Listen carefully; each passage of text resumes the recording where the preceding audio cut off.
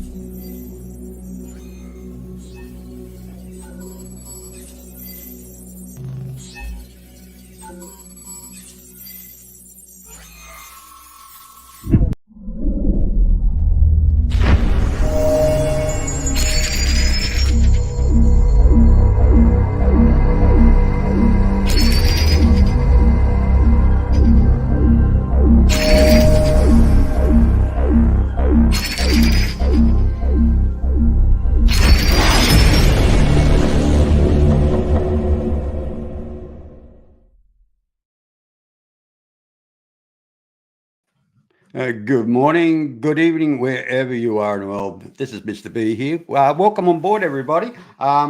It's a beautiful day here in Western Australia. The sun's shining, birds are chirping, and it's the early hours of the morning. Unfortunately, you guys are in the evening and in winter time. So, hey, take it easy and just sit back and relax the next hour or so. And anyway, I'd like to introduce our first guest, actually special guest today, Mr. Michael Schratt. Welcome on board there, Michael. Glad to have you here. Good to be with you. And tell me, Michael, before I continue, how long have you been into UFO research? It's been 30 years, I think. Wow. Been a while, yeah. Yeah. That's excellent. Anyway, I'll bring on our next guest. Hey, the man himself, the legend. Mr. Jim Goodall. How are you there, Jim? I'm doing good. No, Terry, I don't know if you saw it. I don't know if you've seen it either, Michael. There was a UFO videotaped, fairly decent resolution in Argentina. Yes, 2 days ago. Okay. And it was a disc, and it had rings that weren't attached to it going all around it. I mean, it was really, really bizarre.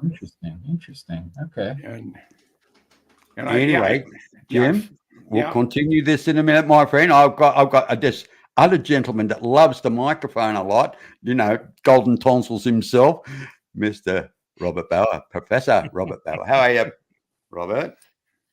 I'm doing great. It's been an outstanding day, and hope to continue more of that this evening. And there's nothing like spending a Saturday night with the League of Extraordinary Folks. Yeah. The dirty old man brigade. Right. Anyway, listen, we've got another special guest. She's a bundle of joy. She always tickles my fantasy, this one. She always makes me laugh when I see her online. Having a good girl. I like her dancing though.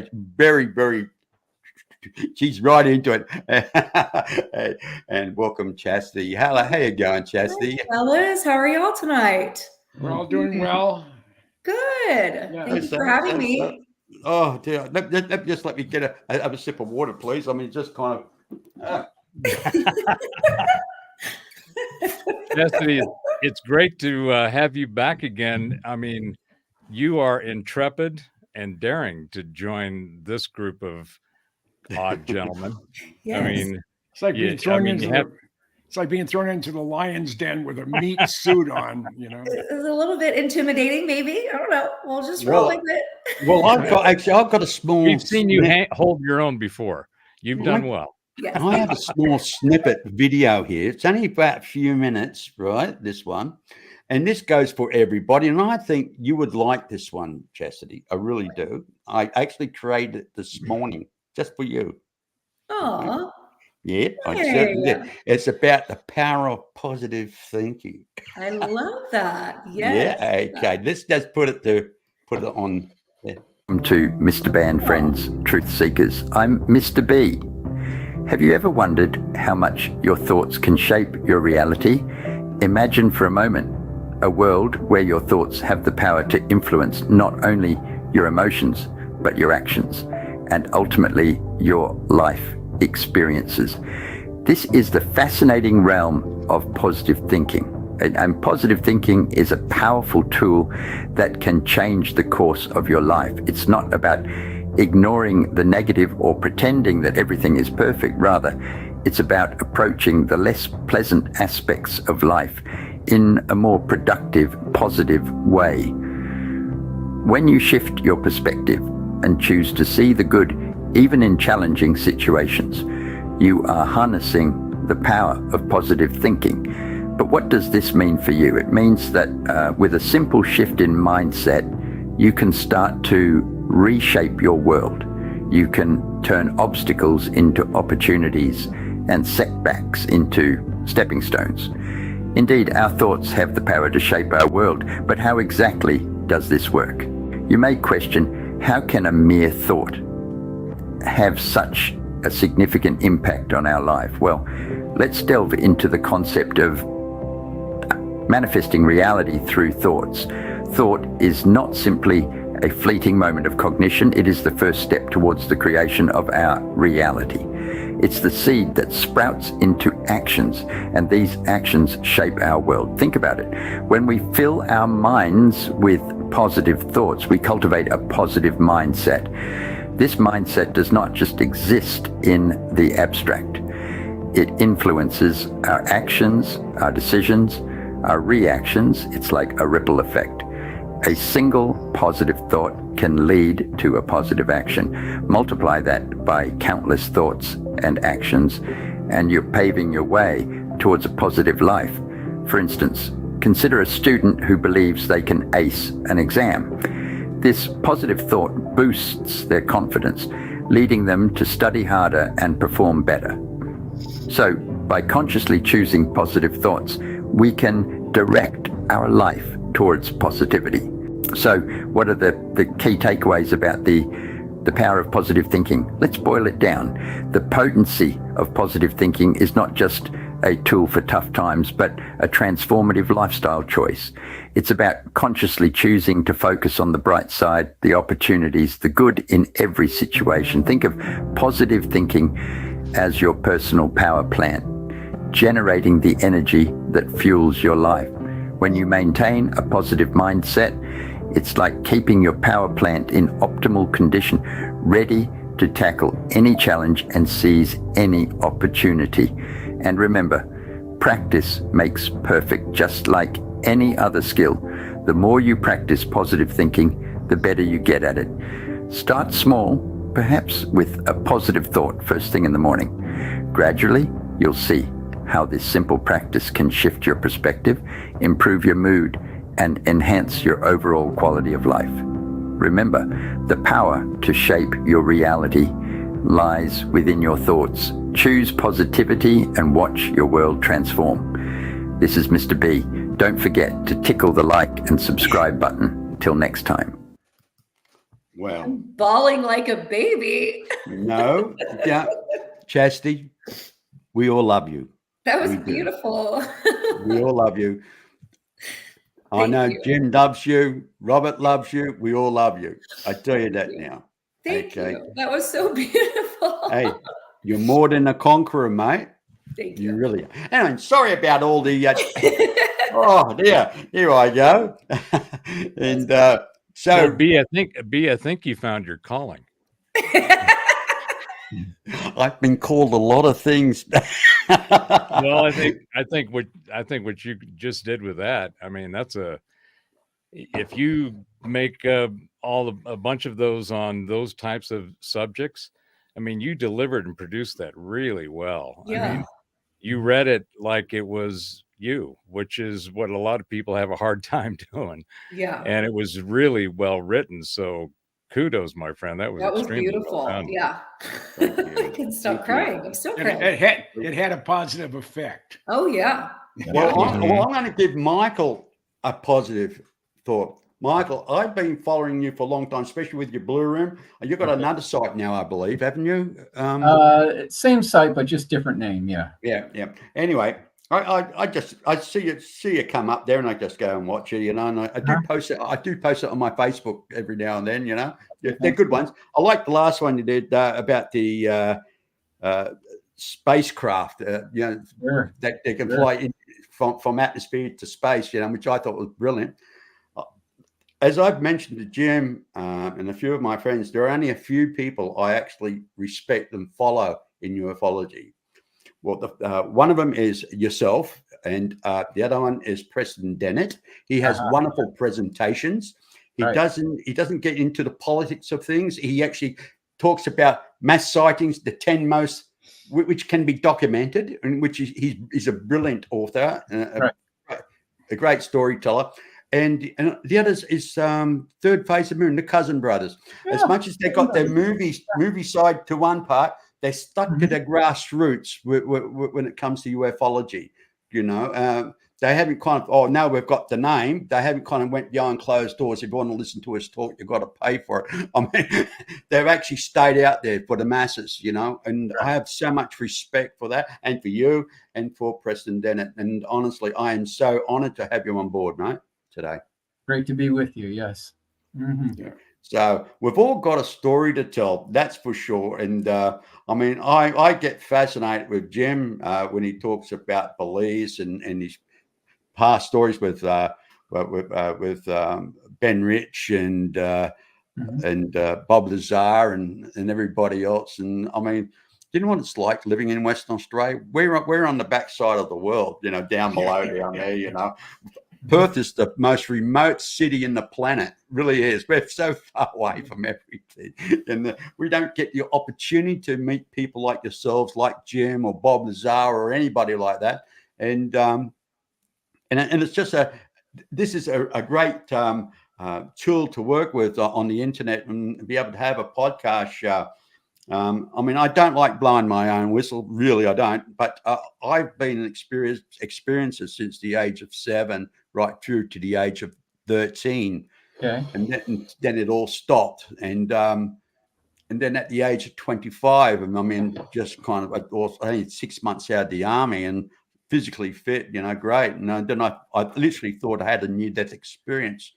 But as time went on, I realized it wasn't. And it was an abduction. I don't know if it was in a physical state or in a or my consciousness was hijacked. But it was surreal. It was surreal to the point where since 24th of June, I can remember a day, 24th of June, 1974, and it's still vividly clear in my mind, like it only happened an hour ago. I mean, I don't even remember what bill I looked at last time. You know? I mean, my memory's like I said, but that has always stayed with me in a kind of so vividly clear and sharp. So, and it's kind of led me down a path where I'm bumping into people like yourselves, and that since I retired more so, it's like it's predestined. I had never planned any of this, never planned at all. Oh, what am I going to do? I might watch a couple of podcasts. And I watched my good friend Doc Skinner in his show, and I thought, I like to do that. You know, and I tried, and then I start meeting Jim, and I start meeting everybody. Now I've met you as well, and it's like I feel like I'm just a jigsaw puzzle in a big picture. Everybody's a family here. Yes. Mm-hmm. Yeah, but it's all the same color jigsaw puzzle. Yeah.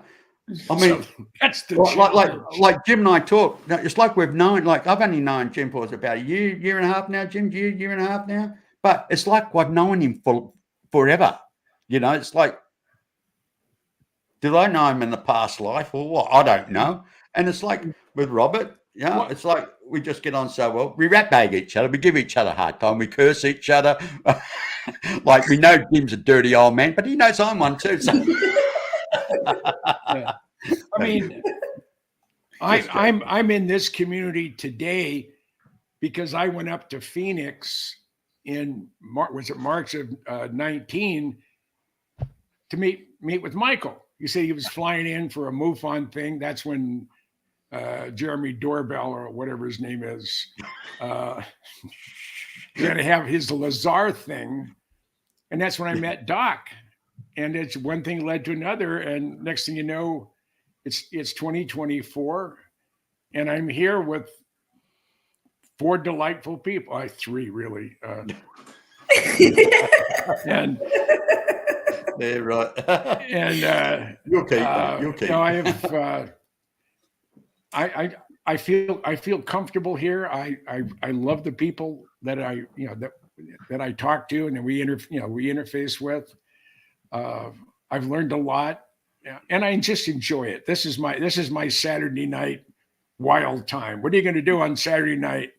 Well, I'm going to sit down on the computer and talk to a bunch of characters the next 3 to 5 hours. I think last time it was at 5 hours and 15 minutes. Something like that. We don't plan it. We really don't plan it. Yeah. Usually when I come on, guys, I mean, I have this little thing. This is what we're going to talk about. And I can guarantee within 10 minutes, we're on something totally different on the other side of the planet. I mean, but we have fun, and that's the important thing. I mean, I find in ufology today, I mean, I'm pretty critical with things. There's so much BS going on. It's an industry, and people forget it's a friggin' industry, and everybody's got a whistleblower. Do you know what? If I was national security, with all these whistleblowers, I'll be worried about my bucket that's leaking. What's coming out of my bucket? And I would want to stitch that hole up very quick to stop the leak. Yeah. And, and I would do. And I know for a fact that anybody has actually comes up with substantial story, which is really confidential and top secret, you can guarantee the NSA or whatever you want to call them, they will come along, get a court order on that person, say, who's that whistleblower? If you don't tell us, you go to jail, because they want that person. They want to shut him up.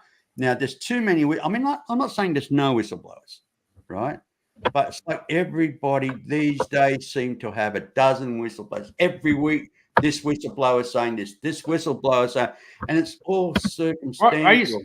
I used to get whistleblowers from the very top of the pyramid, like Ben Rich and Bob Lazar. yeah, so, exactly right. But I mean, this to me, like when I talk about my experience, I talk about my experience. I don't talk about a story. This is who I am, what I am, and this is what I've experienced. But all I'm hearing is stories, and they are stories, and stories are only speculation. No one's an expert. You're an expert of your own research, but doesn't make it fact. It's all to everybody else. It could be intelligent speculation. You could be right, but it's not substantial. It's not 100% true. Unless you've got something in your hand, something tangible, you can say, look, here it is. And the thing is that nothing's being presented to us at the same story every day in a different order with different narrators. And this is what I'm hearing all the time. And I'm hearing this concern with a lot of people, the way ufology is going. And I can understand why. But what do you think about that, Robert? Oh, you're going to push my button on that statement? Yes, no. Look, it's an open table. It's a round table. It's an opinion. We're not criticizing anybody in particular or anything, but it's the direction we're going. I mean, I was referring to the cavernous rabbit hole you just tossed on the table. That's what I'm here for, mate. I'm a truth seeker, And in my general direction, because I'm loaded for bear on this one. I will put the summary of what I think is going on. Aside from all of the narrative stuff that's carefully crafted and curated to throw chaos in the conversation, because that's what everybody's experiencing. Doesn't matter the topic. Could be paranormal, normal physics, metaphysics, science, religion, all of it. Theologies, philosophies. They're all sitting there kind of teetering, and most of them have already started to crumble because what they've been defined as is not really what they are. And that's a whole nother cavern. So my point is this. I think in this ufology or ufology I've seen referred to, and I think it's earned more of ufology than ufology of late. Mm-hmm. But the key term is disclosure. And you guys are, Michael hasn't had the unfortunate pleasure of hearing me go on about linguistics. But the key is that words that are being used have been weaponized.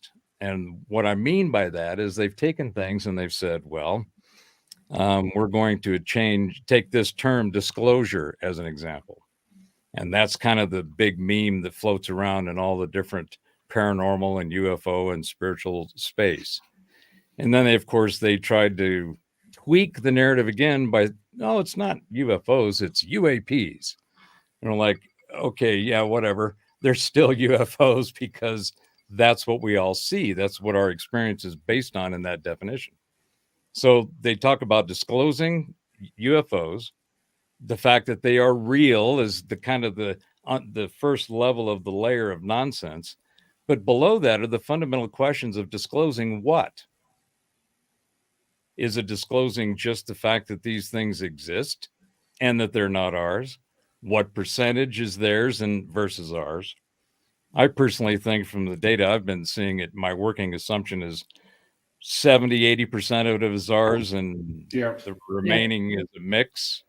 Yeah. And because they had the tech, and then this goes to my point about what I think the term disclosure is wrong. I think it should be exposure. Mm-hmm. Yeah. Because if it was disclosure from the standpoint of, for example, or are we alone? Because that's really what ours versus theirs brings up. If it's theirs, then we are clearly not alone. And people are, grasping in various ways with that meme, that thought stream of, well, this whole, we are the center of the universe and the writings we have told us so. So what's happening is that, to me, was answered millennia ago. In literally every civilization that we've been able to decipher, decode their cosmologies, they all have the same story. Somebody up there came down here, gave us stuff, told us stuff, taught us stuff, and maybe even made us some stuff and made us all kinds of delineations. But that we have never been alone. And if you follow any of the threads that make the most sense, again, in my opinion, it's easy to see that we've been manipulated, engineered, whether created whole all the way to just modified. Yeah. And that reality is something that is our reality. So exposing is not really on, is it theirs or ours? What's the percentage? Is there a common thread of our existence that we can look at and go, well, they got this one commonality. They all say the same thing, but they all call them different names and they arrive different ways. And the Mahabharata, the Rig Veda, all of the Hindu scripts, the Sanskrit, is replete with some of the most amazing war stories and incredible technology that we've seen. I mean, they could do a Star Wars just on those writings. So exposure is what's happening, and the exposure is the real thing that's really going to piss off what I'm calling, we are seeing now, the rise of the pissed off peeps. Around the world, there is this frustration, anger, and angst that's being literally pushed back, especially by a lot of the farmers in France and in Italy and in the Netherlands. I mean, the people have had enough. They realize that what they've been told doesn't make any sense, that actually it doesn't make any sense by mistake. It doesn't make any sense on purpose. It's been carefully crafted, curated to drive the thought streams. So what's really happening is the exposure of the fact, I'm going down a couple of holes trying to get back, the fact that it's not disclosing anything other than it's really exposing the fact that the powers that be or the were that are in transition, whatever they might be, they've been holding this tech for the last 7 or 8 decades. And that tech, if they had not held on to it and suppressed it, we would live in a totally different world than we're living now. It would be the ability for energy, free energy, 0-point technology, free water. All of these things they've been around and we have them now. They're off the development bench. They're ready for production. But these idiots have been in control and holding everything into this other model. Yeah. they can't, the amount of infrastructure that they've created as a result of maintaining that model, it has to be bulldozed.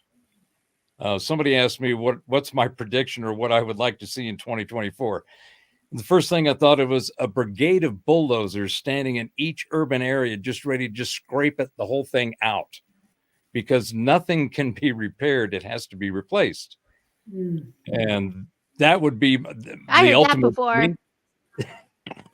Yes, you have, Miss Heidi. Welcome aboard. Hi. Welcome, Heidi. Bye. Welcome, Heidi. Hey, I'm you've so actually sorry. shut I him thought up. you were- Hey, you've actually shut Robert up for. I've had a lot of Michael, we do this. We kind of butt in with Robert Hi, because Michael. he gets really carried away. He really gets carried. Hey, Michael, I'd like you to meet Heidi Pop there. Very nice to Hi, meet you. Michael. Michael Nice to meet Schratt. Nice to meet Very you. nice to meet you. Forgive me for Mhm. popping in late. I thought you were in the. It was a thing. I was devouring a pizza, so I was like, "Oh, we got time. I got time." You're right what you're saying there, Robert. But what I'm finding disappointing at the moment, we get all this hype. Since 2017, we've got these people that come out and expose all these things. I won't mention names. I mean, these people, I believe they're really nice people, but they've got a job to do. They're professionals. I mean, one's been a counterintelligence guy for God knows long. I mean, I don't have to mention names. I mean, I've heard he's a very nice person, but at the end of the day, if you're going to destroy ufology, you're not going to do it on the outside in with a hammer. And when you look at the big picture, people like the New York Times media would not touch anything regarding ufology, UFO, or anything. They just won't. But all of a sudden, overnight, like somebody just turned this magic switch on, they've got all this tic-tac UFOs, all the coverage, and people that have never been heard of before are suddenly overnight sensations. They're like the gurus of ufology. They're the saviors. They're going to lead the charge to expose disclosure. But And it's the same 5 or 6 people. Yeah. And they say the same damn crap every time. Yeah. There's nothing new. They speculate. To me, personally, Jim, it's a Greek bearing gifts. It's the Trojan horse. Get on the inside, destroy it from the inside, and lead their narrative. Take them to a totally different direction. Now, how many times have you heard over the last few years, oh, Congress, it's all going to be exposed this time. Oh, it's all going to come out, and everybody's getting hype. And all of a sudden, somebody bursts the bubble. Nothing happens. And now, a couple of weeks ago, the Pentagon turned around and said, there is no evidence or anything about UFOs or crash people, right? Well, then I turn around and I say to myself, yeah, well, because they don't exist, that's why you keep it top secret and everything. And every page is blacked out. You know what I mean? I mean, an idiot can tell. Why is it top secret if it doesn't exist? You wouldn't have anything top secret. You won't have any documents at all if it doesn't exist. And what documents do come out, why is half the page blacked out? They don't want you to know. We know the fact. Why have top secret stuff if they don't exist? But then again, what's to say? But it is a Trojan horse, and that's how I look at it. And I don't take it very serious. And this is where I'm getting upset about the direction of ufology. I mean, I believe what Michael Schratt is doing, Preston Dennett, these people are groups of people. You know, we're not talking about one individual that saw something or seen something, you know. We're talking about groups of people that have multiple witnesses. And this is substantial fact. Not everybody is crazy. You know what I mean? I mean, I get angry when in myself and I think to myself, oh God, yeah, I don't like the way it's going. But hopefully with determination, I think we need not to say disclosure. We want to answer one thing. Tell us about Roswell. I don't want to know about what documents you've got. You can give us. Let's ask one question at a time and demand the answer to that question. You know, one question at a time. What about Roswell? Admit it.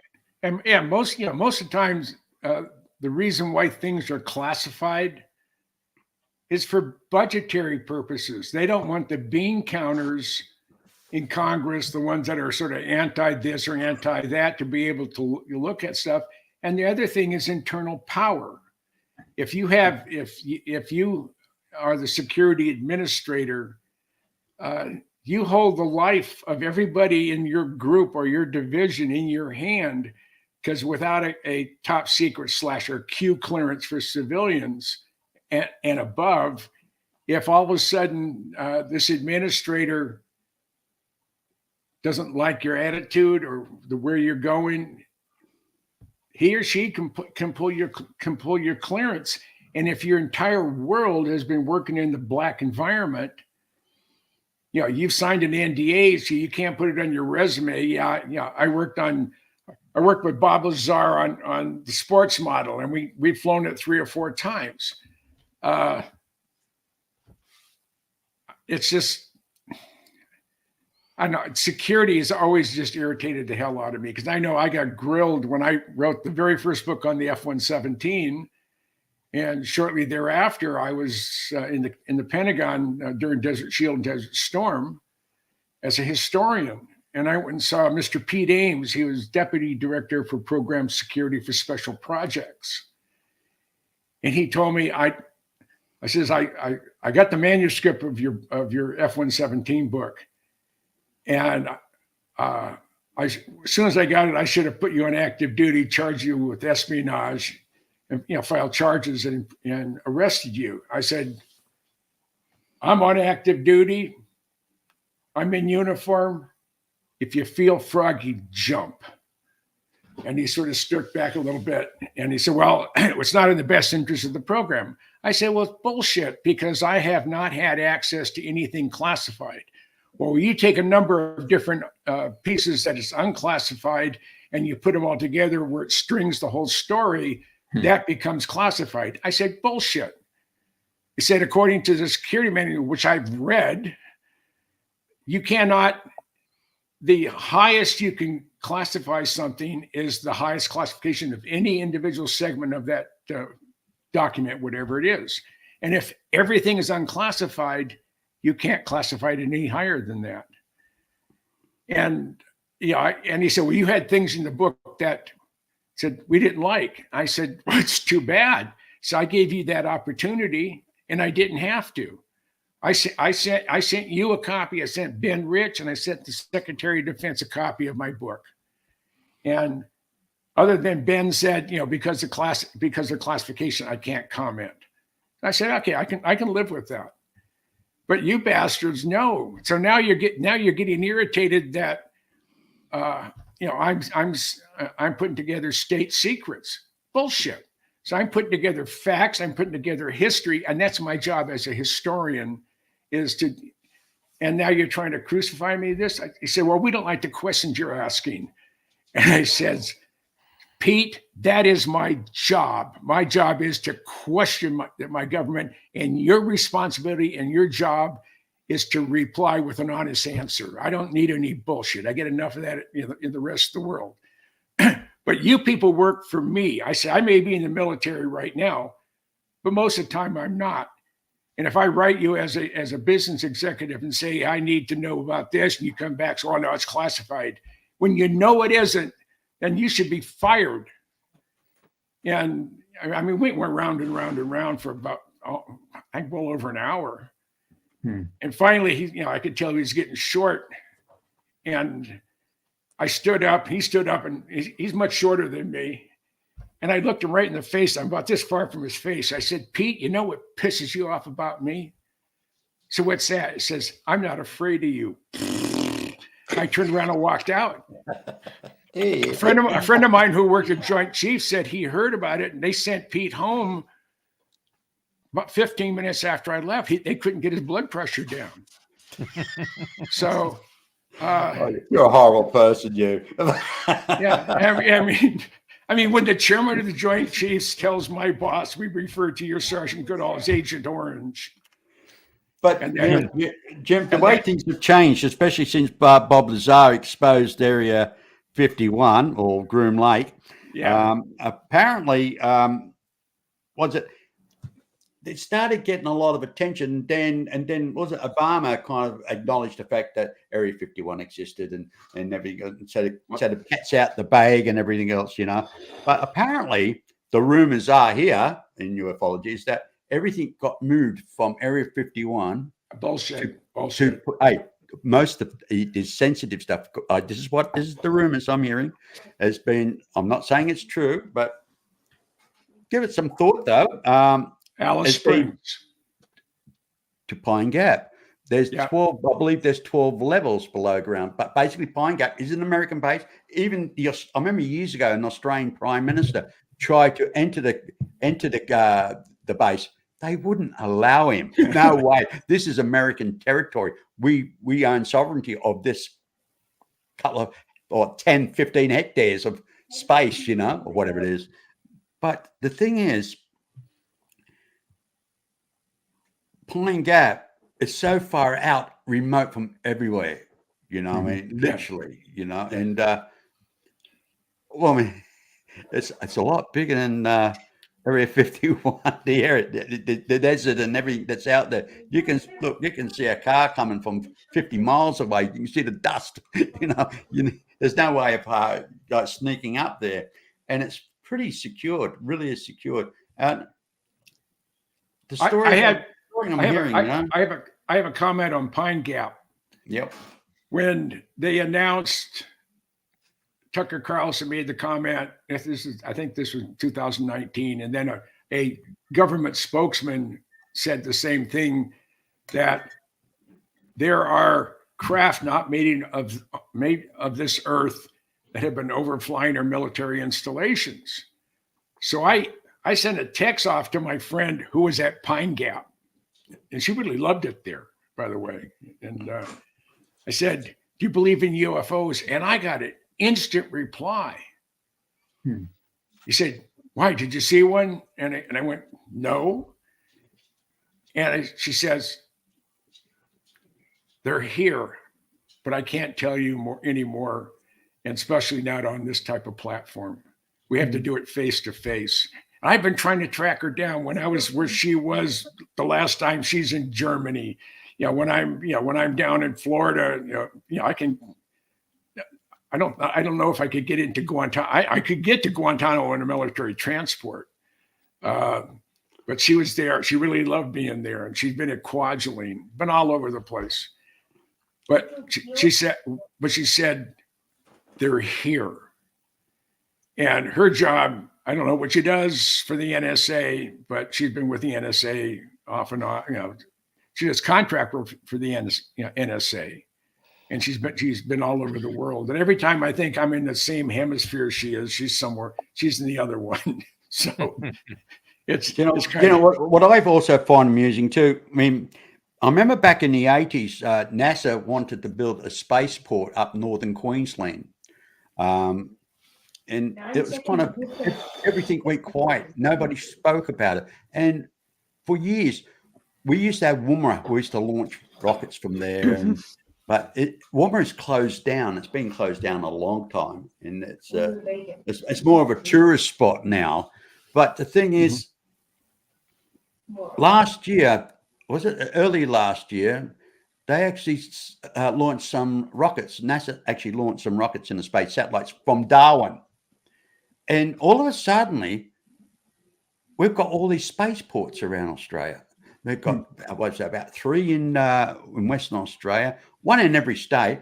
Plus, we've got a floating space platform, on a ship spaceport. And it's like, where do all these spaceports come from? I mean, nobody knew about it. Now you can Google it and get pictures of their location, except for the floating one. That's the mystery one. They do admit there is a floating spaceport, but Boeing had a ship that they configured for launching on the equator, and I can't remember what the Michael. You remember what the name was? You remember? No, don't remember. Yeah, but it was they were they had a couple launches. I guess they almost burnt the ship. Almost destroyed the ship by fire. I don't think they were ready for the amount of fire that comes out of solid boost, rocket booster. So, but they had they were trying to market it for inexpensive space launch, but then SpaceX has stepped in, and Michael was one of the other guys that I was with when we went to SpaceX here. Was that last year or the year before last? Last year. Okay, that's right. Yeah, and it was quite an experience. I mean, to watch you making a Dragon capsule, and to be having a bite to eat, and not more than 30 feet from you, or about a half a dozen or more Falcon 9 rockets being built. No wall in between. It's just right there. The only places that have walls, they're all plexiglass or glass, are the clean room for the Dragon capsule, and some places where they're doing some metal, 3D metal printing. They really make some really exotic pieces, and then the fair.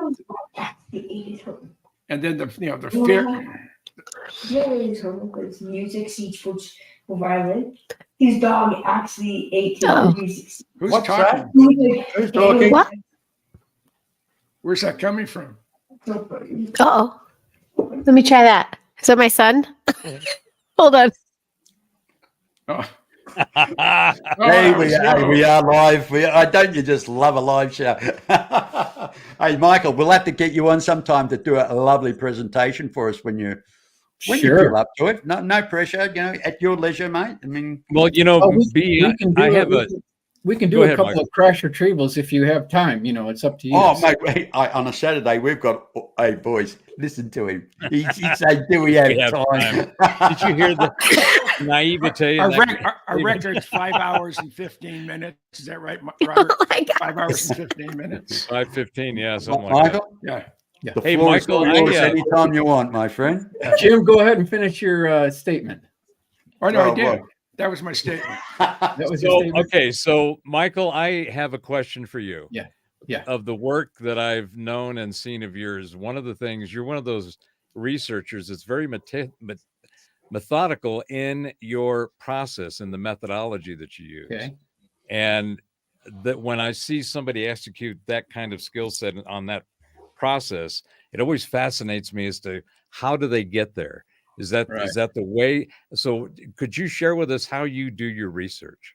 Sure. Well, basically, I like to provide my sources, my documentation, my references, so that people can verify this information on their own. That's my kind of goal. So I really strive to provide newspaper clippings, magazine articles, so that there's some type of paperwork to back these cases up. That's kind of my goal, And for the past 3 years, I've been involved in UFO crash retrieval research, specifically focusing on Leonard Stringfield. He was the gentleman who coined the term UFO crash retrievals. I want to give credit to him.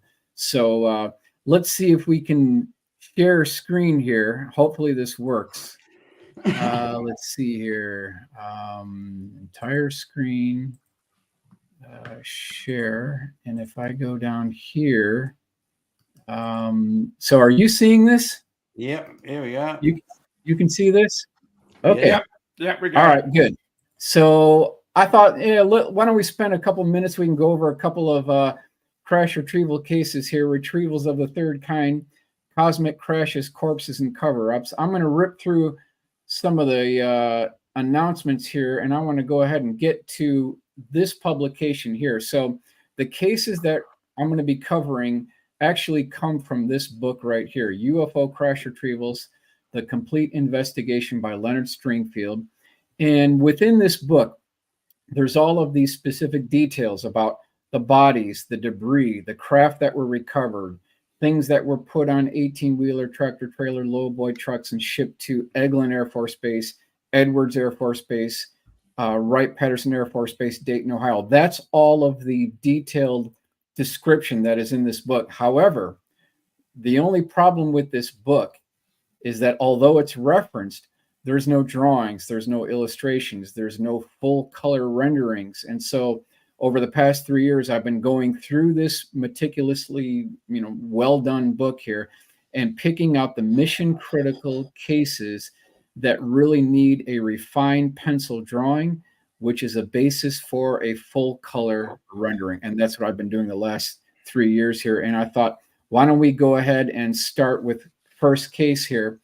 So this is a retrieval operation, 1942. This is page 319 in the book, so I want to provide my reference here. This is at a base north of Georgia. Even Leonard didn't know where this thing actually came down, but it was at an Army base north of Georgia. It was about 15 feet in diameter, 10 feet high.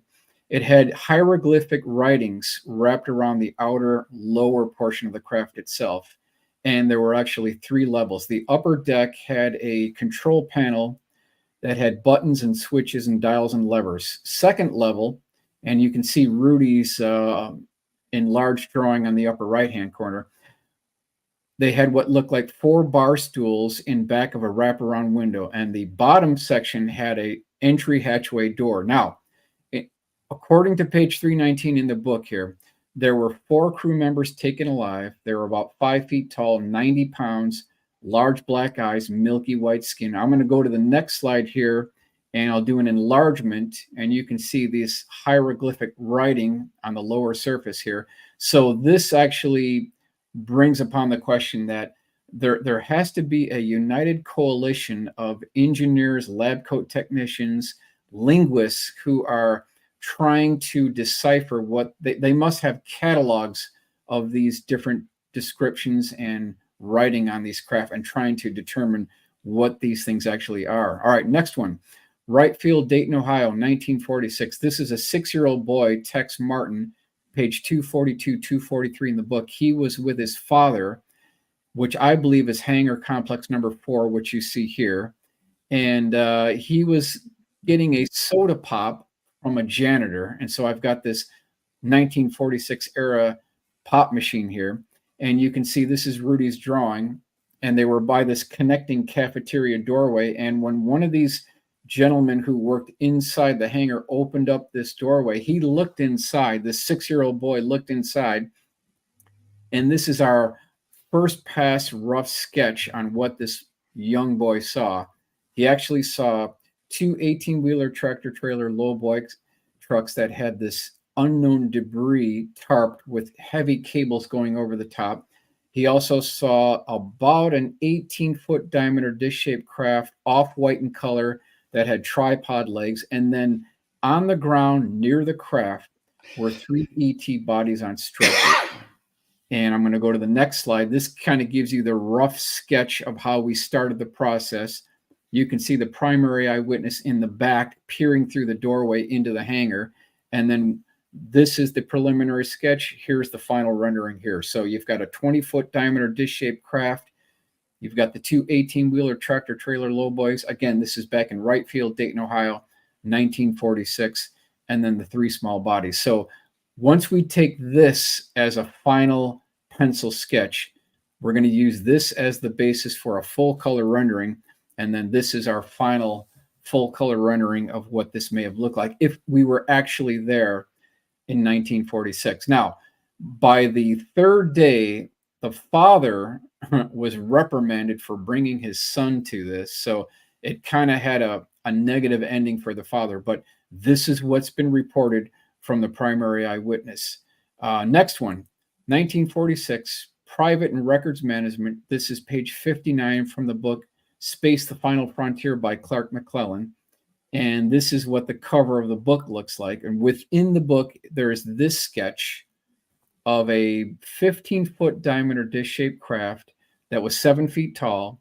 It had a series of rectangular windows wrapped around the outer circumference of the craft itself. It had arrived at Wright Field from a railroad flat car that came from Arkansas. That's where this thing actually came from. This is the sketch from the primary eyewitness.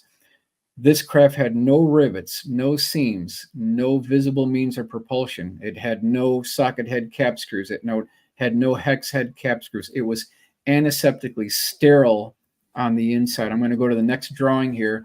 This shows you what this thing looks like. And if you look on the upper right-hand corner, I've done a cutaway that shows you this central column that starts from the bottom and goes all the way up to the top. Now, If you look at the forward front view, you can see on this window a red dot, and that is the attempted point of entry where they were trying to use diamond tip drill bits to get into this craft. And I've got 3 other cases within my files of the same type description of where they're using, number 1, diamond tip drill bits, they're using acetylene torches, and they're using lasers to get into these craft. Here's the first pass illustration of what this craft looks like. And then I'm going to go to Joseph's illustration, which is a lot more detailed and refined rather than mine.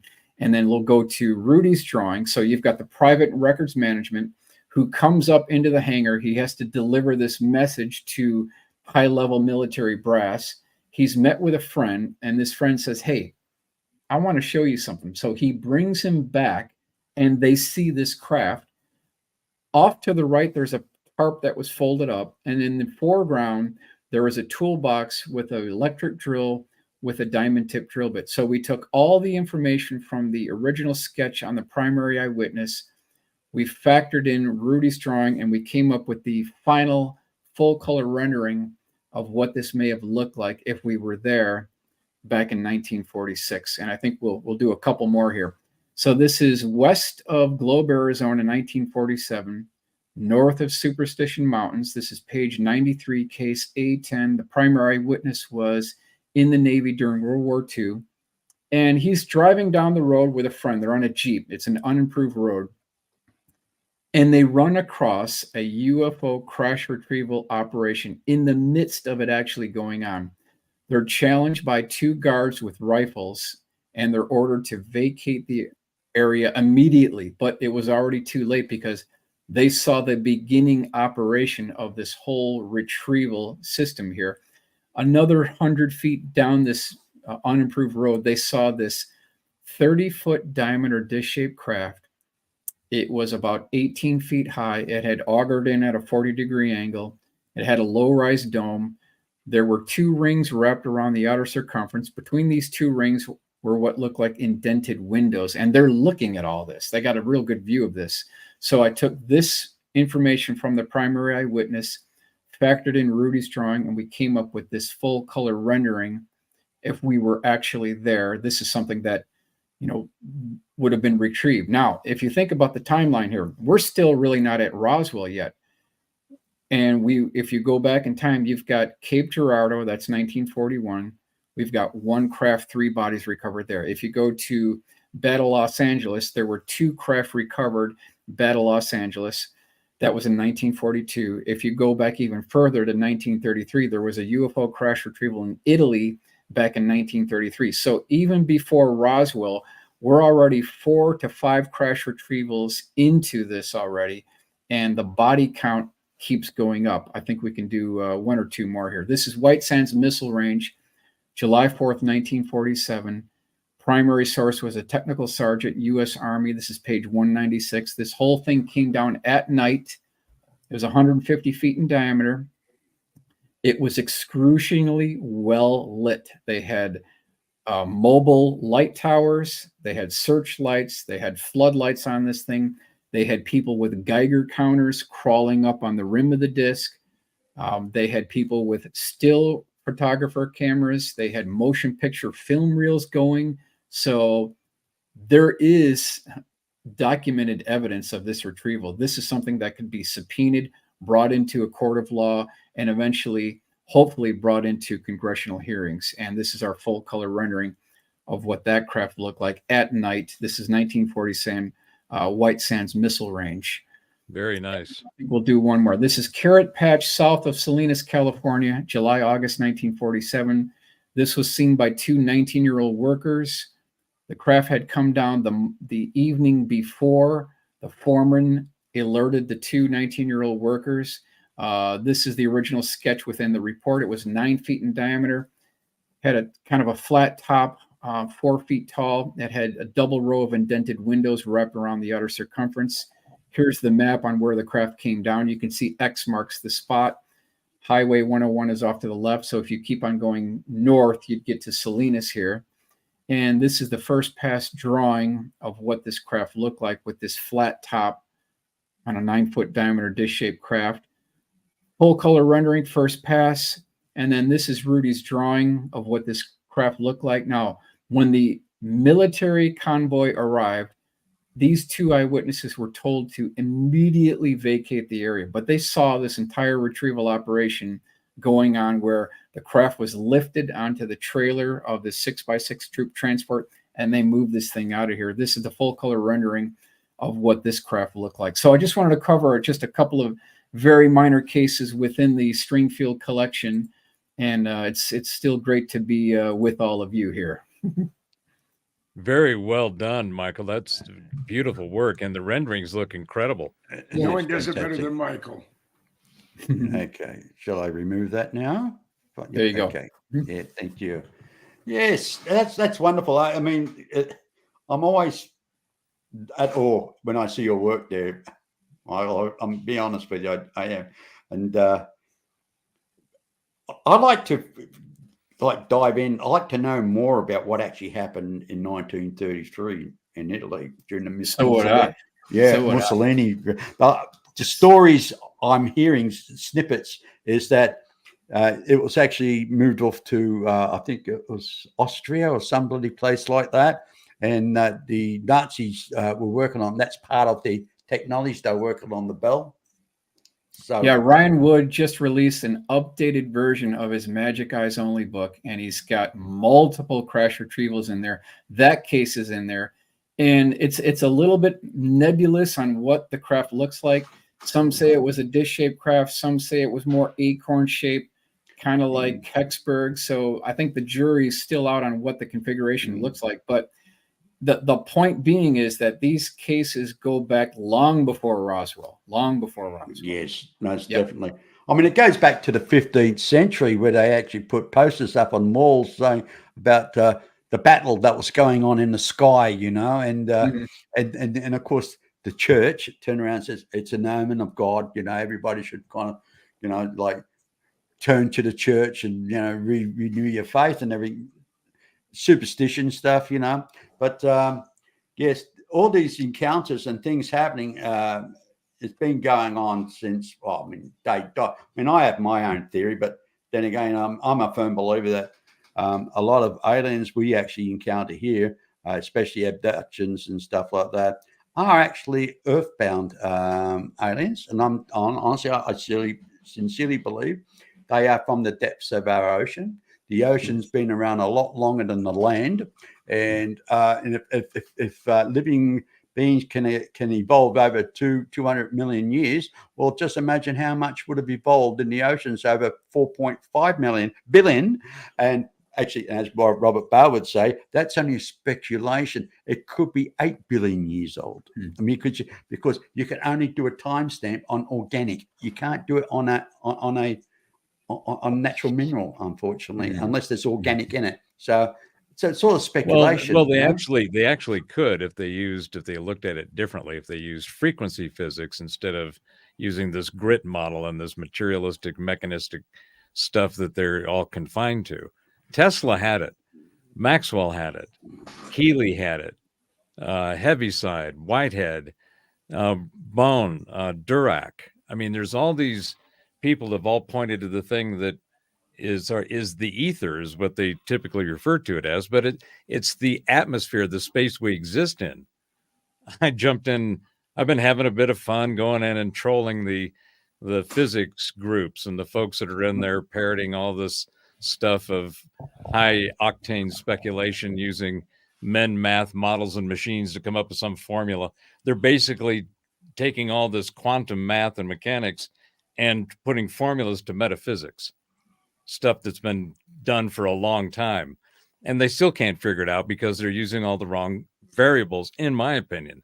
And the fact is that everything that exists is in the air, in the atmosphere that we exist in. I went in and I said, hey guys, space is a vacuum and nothing is supposed to exist in a vacuum. How do the planets exist in a vacuum? Actually, quote, hey, NASA had to clear barnacles. NASA had to clear barnacles off the I think it was space station some years back, if I remember rightly. Well, This yeah, is but actually- my point is that space is where everything is, because everything that we experience from this consciousness perspective and sensory set we have is this materium we exist in. And we get little glimpses and flashes, and people have varying degrees of automatic connections and capabilities to the consciousness, to the energy and frequencies that are out there. But nonetheless, we all exist in this materium space. Well, the science is all based on this materium. There's finally starting to realize that everything is a wave. This is what Tesla et al. That I mentioned earlier.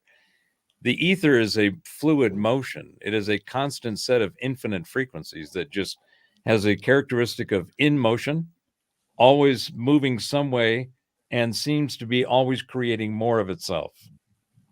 So there's constant creation. There's no contraction of the universe.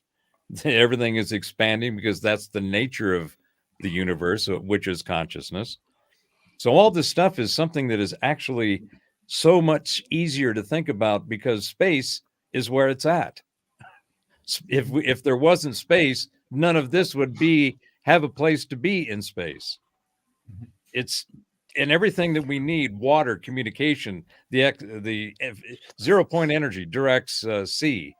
The idea that in the ether is where everything is. That's what Tesla was doing wireless energy on.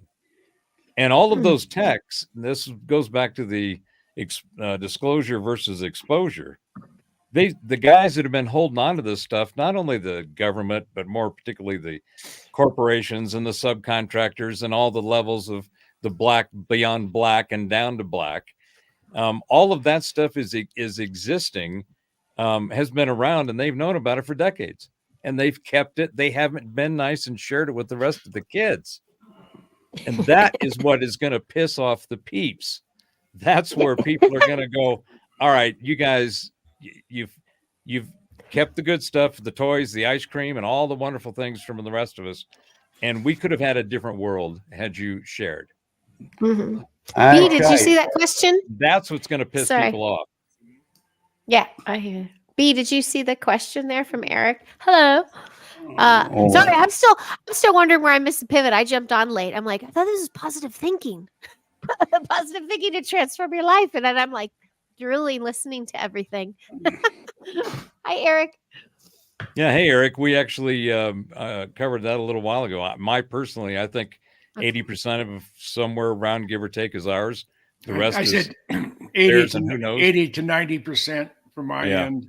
Mm-hmm. I mean, and there's a definition out there of UFOs and UAPs. UAPs if we make it, UFOs if they make it. That they made it. Yeah, that's nice. That's probably the best way to describe it.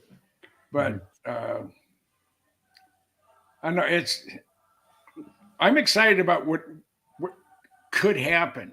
But again, there's so many people say the same exact thing. And now there's, I met Linda Moten Howe back in the 70s.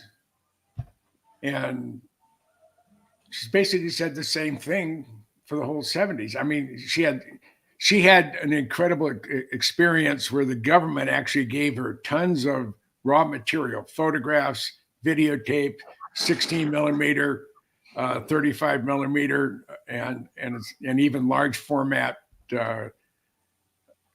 images from RB-36. They flew in formation with a group of flying saucers. This is back early 50s. And she was going to put together a tell-all. Okay, this is exposure, to quote Robert. And she was about 60 or 70% of the way through. And of course, she had signed all the NDAs. They came in, they paid her in full of what she was contracted for, but they took everything and they said, you can't say anything about it. But she saw all sorts of stuff. Now, I don't know if they could enforce an NDA today. I don't know. It's just I don't want to leave this planet, but I think I know I'll be here another 25, 30 years. Is without knowing the truth. Right. I think it's important, especially for the group that we have right over here. So I will relinquish the floor. Heidi, you're on mute right now. Yeah. Yeah. I don't Hey trust. guys, look, here's something I want to show at the moment. It's a little snippet of video that will play straight away. So just keep an eye on this one. Okay. Oh, yeah. This happened in 2016. I think it's April 4th or April 12th or something around that. Now, if you look, there's a large craft at the top, and just passing the telegraph pole, you actually see the smaller craft moving. I actually took this video with a Galaxy S5, cell phone, and that was at 20 to 5 in the morning. And I've actually got close-up photographs of it, and the actual small craft, it's got like a rectangle shape and had like 3 black hot plates underneath. And when I actually took a photograph after this, I can't just bring it up at the moment. Anyway, what actually happened after I took the photograph, the small craft glowed and it went about 10 or 15 times brighter, like a large orb. Then it split up into 3 parts. One went north, one went south, and one went shooting east. And just like flash lightning, bang, gone. And it was fake. Now, but the thing is that the one in the middle, the large one up top, to look at, it actually looks like, have you ever seen what do you call it's a capping stone of Ra. Oh, let's see. I can't bring, I've got it here. Have I got it here? Have I got it there? No, I haven't. Look, if you've seen a capping stone of the sun god Ra, where you've got the wings coming out and a round dome in the middle, and the wings actually showed feathers. Now, this is what this craft looks like blown up close. It's the Romulan. It's the Romulans are coming in. Oh, I nicknamed it. I nicknamed it my Anunnaki starship for my own personal sense of humor, sort of thing. But it was.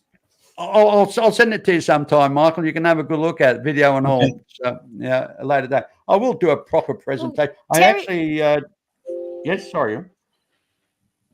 Oh, sorry. I'll bring that off the screen. I was going to say, when you videoed that, how did you feel?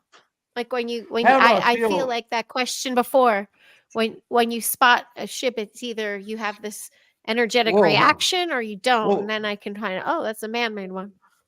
Okay, well, how I actually felt at the time, I'm just trying to remove it from the.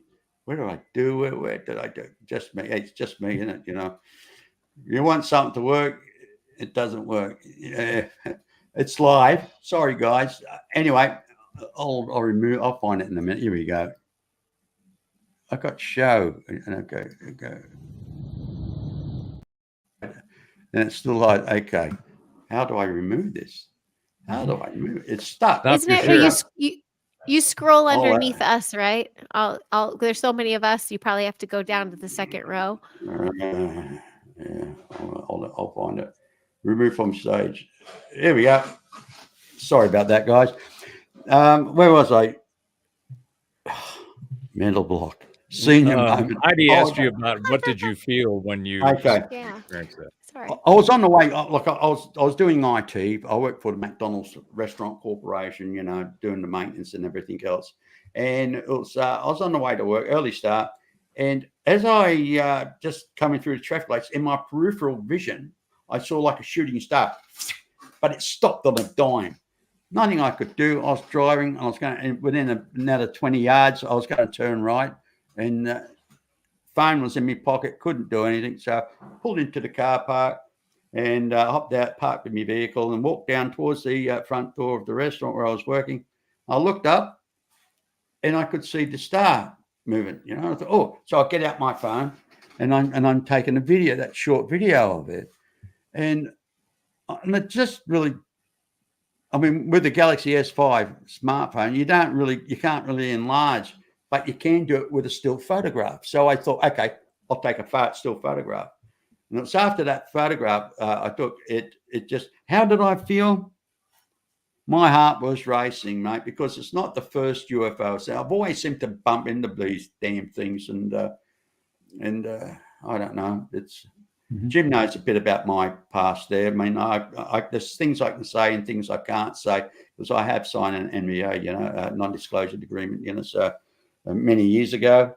I was in RCT, Raw Corps Transport. I spent nearly 10 years in Britain, and I was in the British Army. So just before the end of the Vietnam War, I was actually sent with a team to Cambodia to retrieve something. That's all I can say. I mean, I can't say anymore. Interesting. Yeah.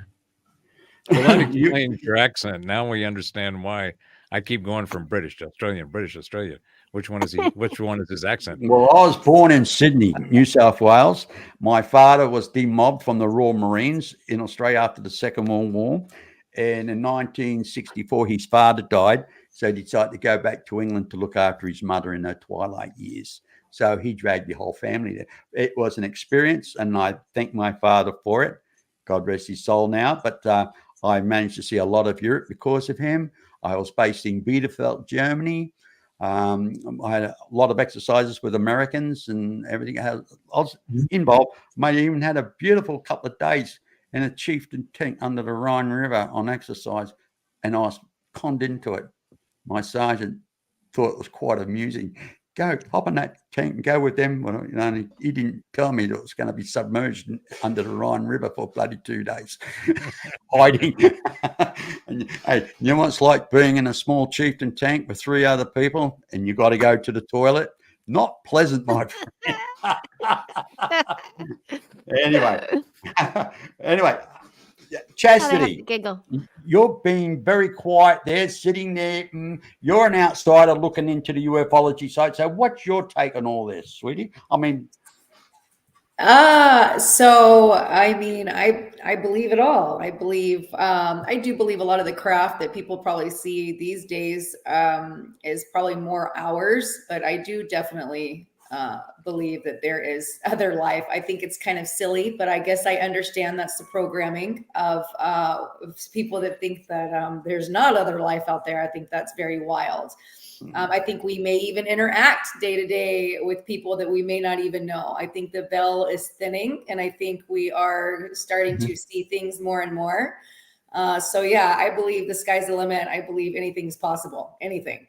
It's all possible. That's how I feel. Most definitely. I totally agree with you there. And but when it comes to technologies, I mean, what they kind of released over the last couple of years, these laser cannons and these projectiles things, well, you've got to realize what we see is technology that's over 30-year-old. They're not going to show you the real good stuff. That's the thing.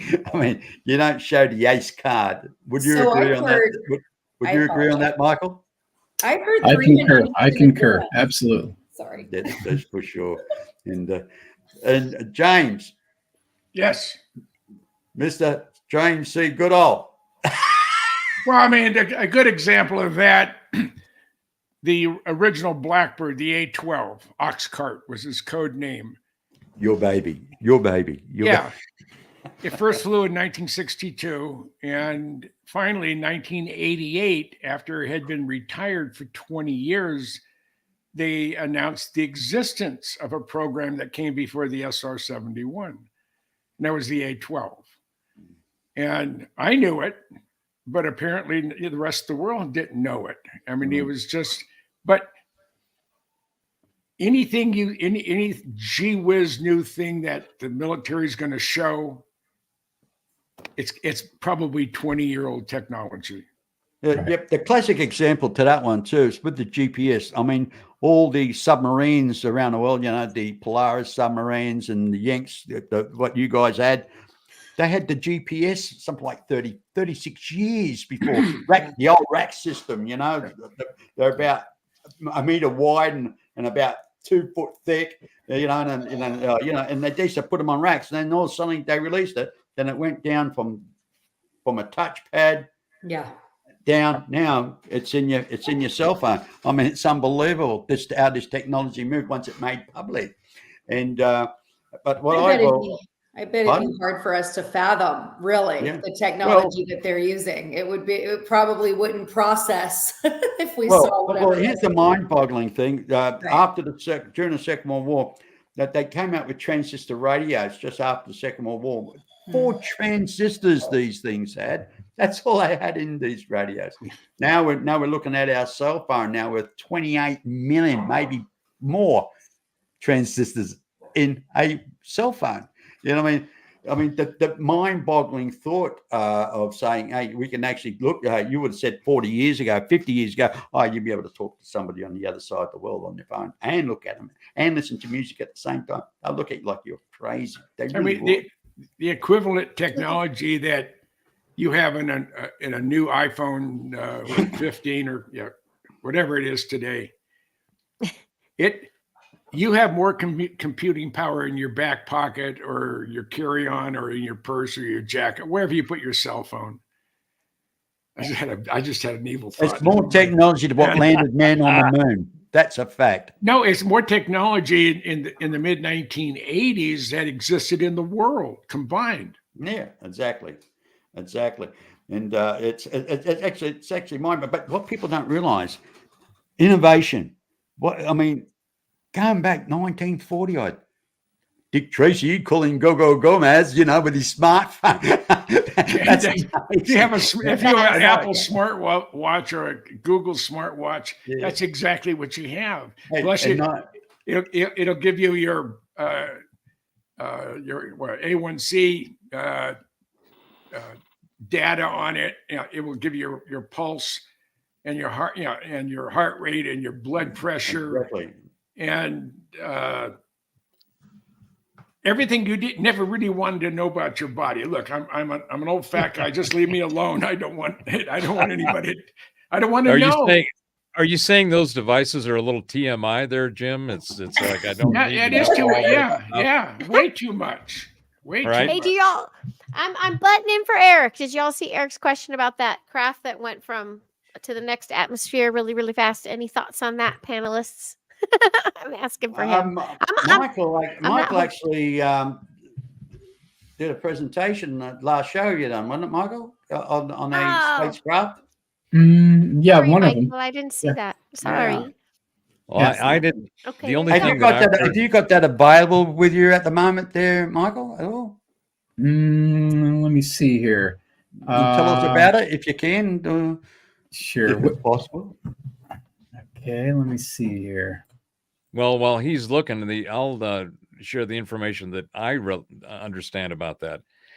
Michael Sala's done a bunch of work on an arc out in just off the Caribbean and out into the Atlantic that remote viewers have gone and gathered a bunch of data and have corroborated the eyewitness that Sala found out about this thing. And what it is apparently they call it an arc of million years, because it has all this library kind of information. It's got some pods and so forth.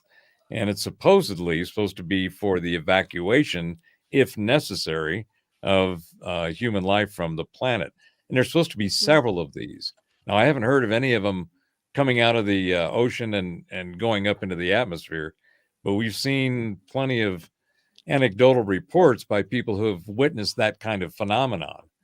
Some kind of vessel coming up out of the water or going into the water and traveling as fast under the water as they would in the air. So obviously some kind of physics that is beyond the current models that we're using. And I think it's frequency physics, and they actually already know about it. They just don't want the rest of the kids to be able to play with it, because then all of a sudden we'll be even more difficult to manage than we are now. Because once we have all this knowledge, like we were talking today on Heidi's show with Sherry, once the knowledge of the stuff that is starts becoming freely available, which is antithetical to the narrative that we've been given, and we realize the power of our existence within the existence we exist in, you can't hold stuff back from that. That's just a formula for awesomeness. And that is what I think is we're about to see coming forward. Heidi and Sherry are teaching this next generation of this awareness of reality. And we were talking today, I got just a huge pump in the heart with, hey, think about the generation after the ones that Heidi and Sherry are teaching. That generation of kids is going to have this whole completely other dimension of reality and knowledge. And it's going to be so amazing. Yeah, you brought us to tears, Robert. It was so sweet. Hey, Heidi, I couldn't get over the psychic power of these kids. Yeah, I know, right? It's Did you hear my little? unbelievable. Yeah. They had the blindfolds on. Yeah. They were picking things up randomly. Saying, this is what it is. That's what it is. You know, it's shaped like that. I've actually got that video queued up. If you guys would like to see it again, go for it. Magic. Can I tell you real quick about this little girl on campus though? We have a huge backfield. I mean, this is LA, and we're like, you wouldn't know it. You do a 360, and you're in animals, woods, the works. And she was having a moment with another girl. It's the 9-year change. And she saw her across the field, and you just saw her like firing up, and she was looking at her, and then she just moved her body towards her. And I looked across the field, the girl fell. Oh no. I was like, did you just do that, Ellie? And she was like,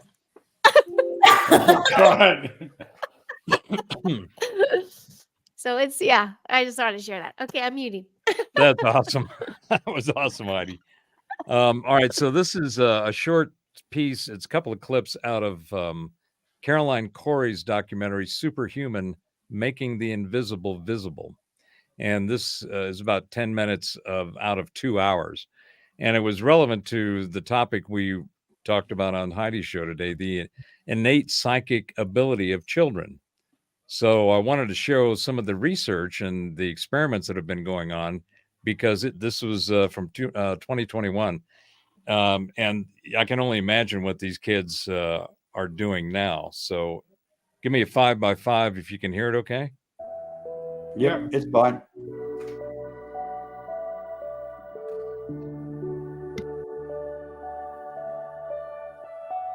We exist as physical beings in a physical reality, while our mind is in constant communication with unseen forces in unknown worlds. We are the visible part of a potentially infinite, invisible realm. How do the two worlds, mind and matter, coexist, collide, and interact? Because the energy is all around us, and energy is all connected to all different types of energy, you can communicate with all types of different things. In your head, you just need to think, please may I turn my energy on, or anything like that, a trigger of energy, and then just turn it on. And to Joseph. It's quite a warm sensation inside your body, it's quite tingly. And then your subconscious mind kind of realizes it. As a kid, I met him down this alleyway, and ever since we've been playing in my head or somewhere else. But he speaks energy, it doesn't speak our language.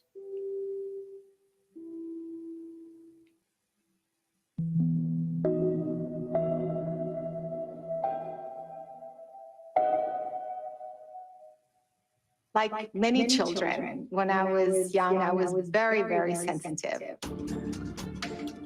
Even at the age of 5, I realized I could perceive the subtle energy. I would look at someone and I would see the energy around them. I could feel the emotions, what they were going through.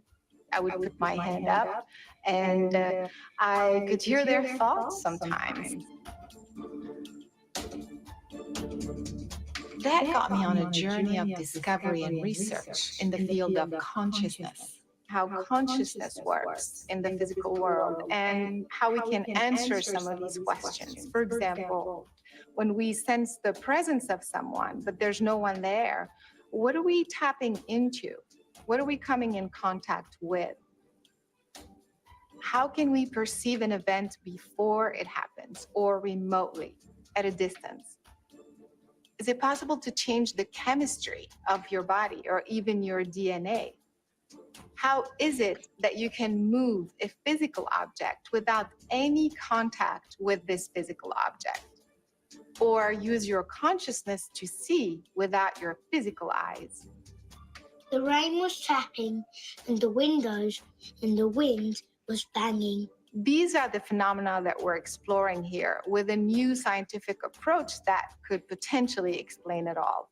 And it turns out that this field that we call parapsychology is not only widespread, but it is universal. My theory is when we perform PK or any other mind over matter exercise, our consciousness switches the brain from linear functioning, firing randomly in different areas, to 100% capacity, whereby the brain functions as a whole. Anyone can do this. In fact, without knowing the anatomy of the brain, all you have to do is focus your intent on the center of the brain. And that information is then distributed through the corpus callosum to the two hemispheres, which allows you to understand what's going on, and through the endocrine system, which then allows you to feel what is going on. Because the brain is now engaged at its full 100% capacity, you can now perceive and experience things beyond the normal human range, meaning beyond time and space. If this is true, then we should be able to transcend any limitation of our physicality, perhaps even our eyesight. Our first stop is in the UK, where we encounter children who are using blindfolds to access their superhuman abilities. We're going to play some games. Put your blindfolds on for me, please. Ready? Justin, tell me what's on this card. Teacup. And now tell me what's on this card. Tiger. Isabella, what is the shape and color of this stone? Kind of like a circle, and it's not really, it's kind of like see-through. Here's yet another example of how consciousness can interact with the physical world beyond what science claims to be possible. When we work with the blindfold, it's so that we can encourage the children to use the vision that they have with their higher consciousness. Evie, tell me the shape and color of the stone. It's red and kind of a circle. Yes. Evie, tell me what I'm holding in my hand. A wooden spoon. We expand their consciousness beyond that they believe or understand that they can, take them out into universal energies. Okay, now let's go search for that beautiful inner light of yours. I can see it. Fantastic. Bring the light out into the area around you, your light field. Good boy. Well done. I can see it. And then they can work with the higher consciousness, seeing, because they have the potential to see from every cell in their body. Now you're going to read a line each. The other dragons were purple with smooth shiny scales, but Marmaduke was faded orange with sticky out scales. Excellent, good girl. It's like witnessing a miracle. It's really, it's just beautiful to watch. George was enjoying a quiet evening in the Heavenly Hippos Wildlife Park. Suddenly, he spotted a group of animals creeping past. The first time I actually saw it for myself, when I come to do my training, the only word I can think of is emotional. It was very emotional. Pitter-patter. The rain was tapping, and the windows and the wind was banging. When my son started to read and I saw him reading. Our day out is ruined. They kind of shine. It's just amazing. No mouse would put a paw out in that weather. Needless to say, I wanted to know what it felt like to experience the physical world through these blindfolds. totally dark. Yes. Wow.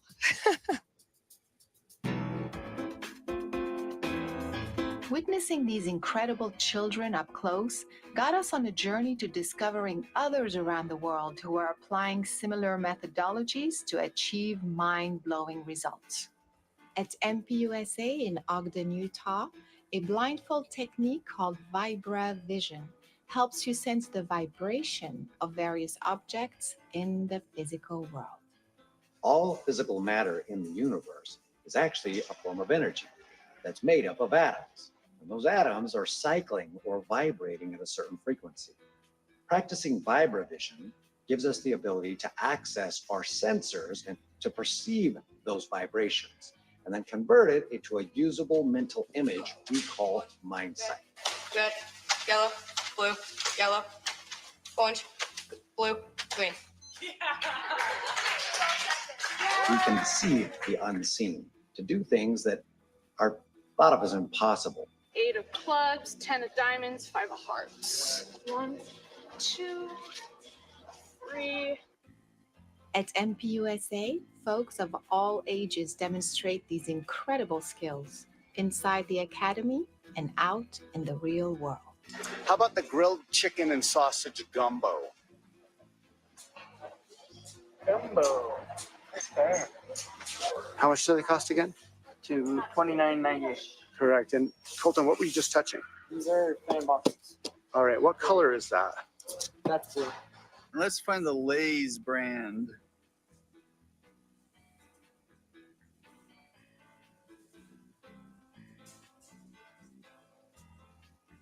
Old Spice body wash. Very good. From Utah, we make our way to Stuttgart, Germany. There, children are using a different approach to the methodology and display skills with impeccable accuracy. In the beginning, it felt a bit weird when I was able to see without my eyes, but after a while, you get used to it.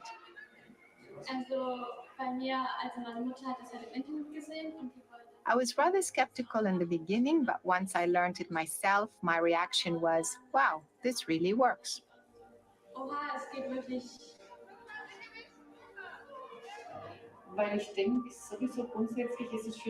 I believe much more is possible than we know. Human beings have a lot more skills that they could develop. I also have a granddaughter who learned this skill and bops around with the mask here today. I'm amazed how well it works.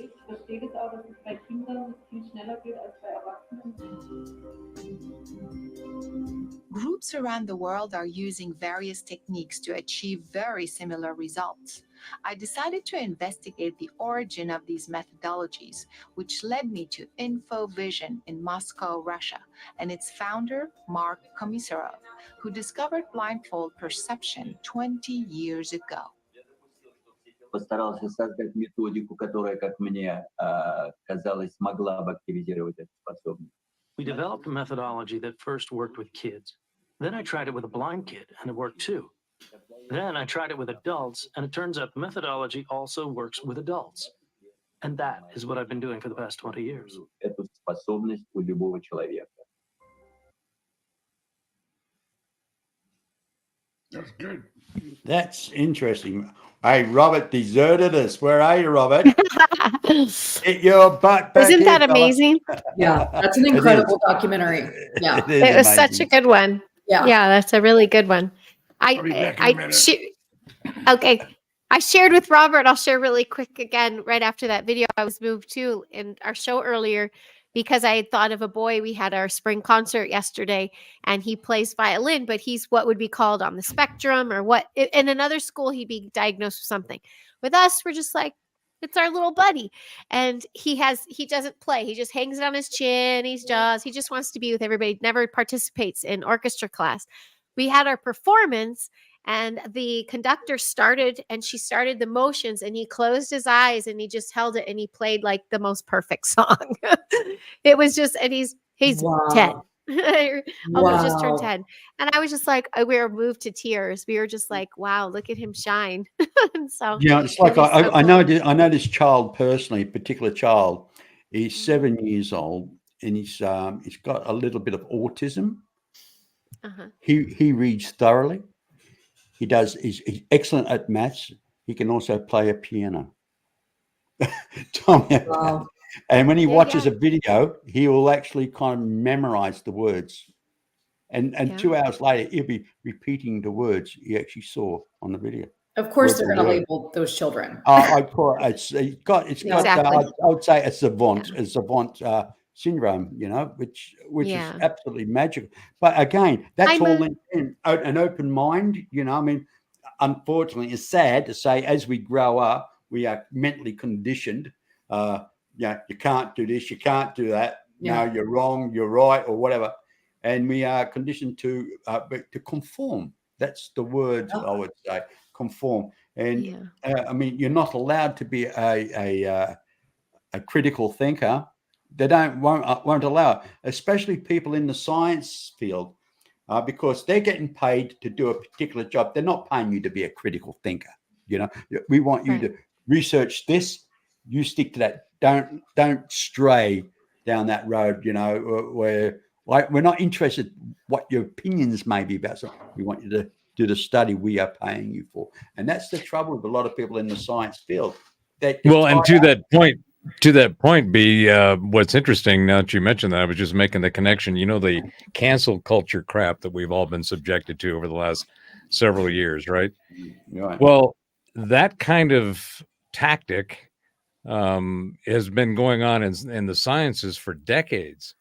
The suppression, particularly in archaeology, Virginia Meyer-Steen, who's one of the she was censored back in the 70s because she was on a dig in Mexico, and they found all these artifacts in these different layers, and they did several rounds of carbon dating using different techniques, and it all came back with it was inhabited by humans 250,000 years ago. And when she published that to go out and get peer reviewed and get published, all the peers reviewed and they pewed. And they said, no, there's just no way that is completely outside of the timeline that we have established as official and authoritative. But the evidence was accurate. And there's so much of that in the archaeological science field. So the censoring has been going on for a long time. Hell, Tesla was censored.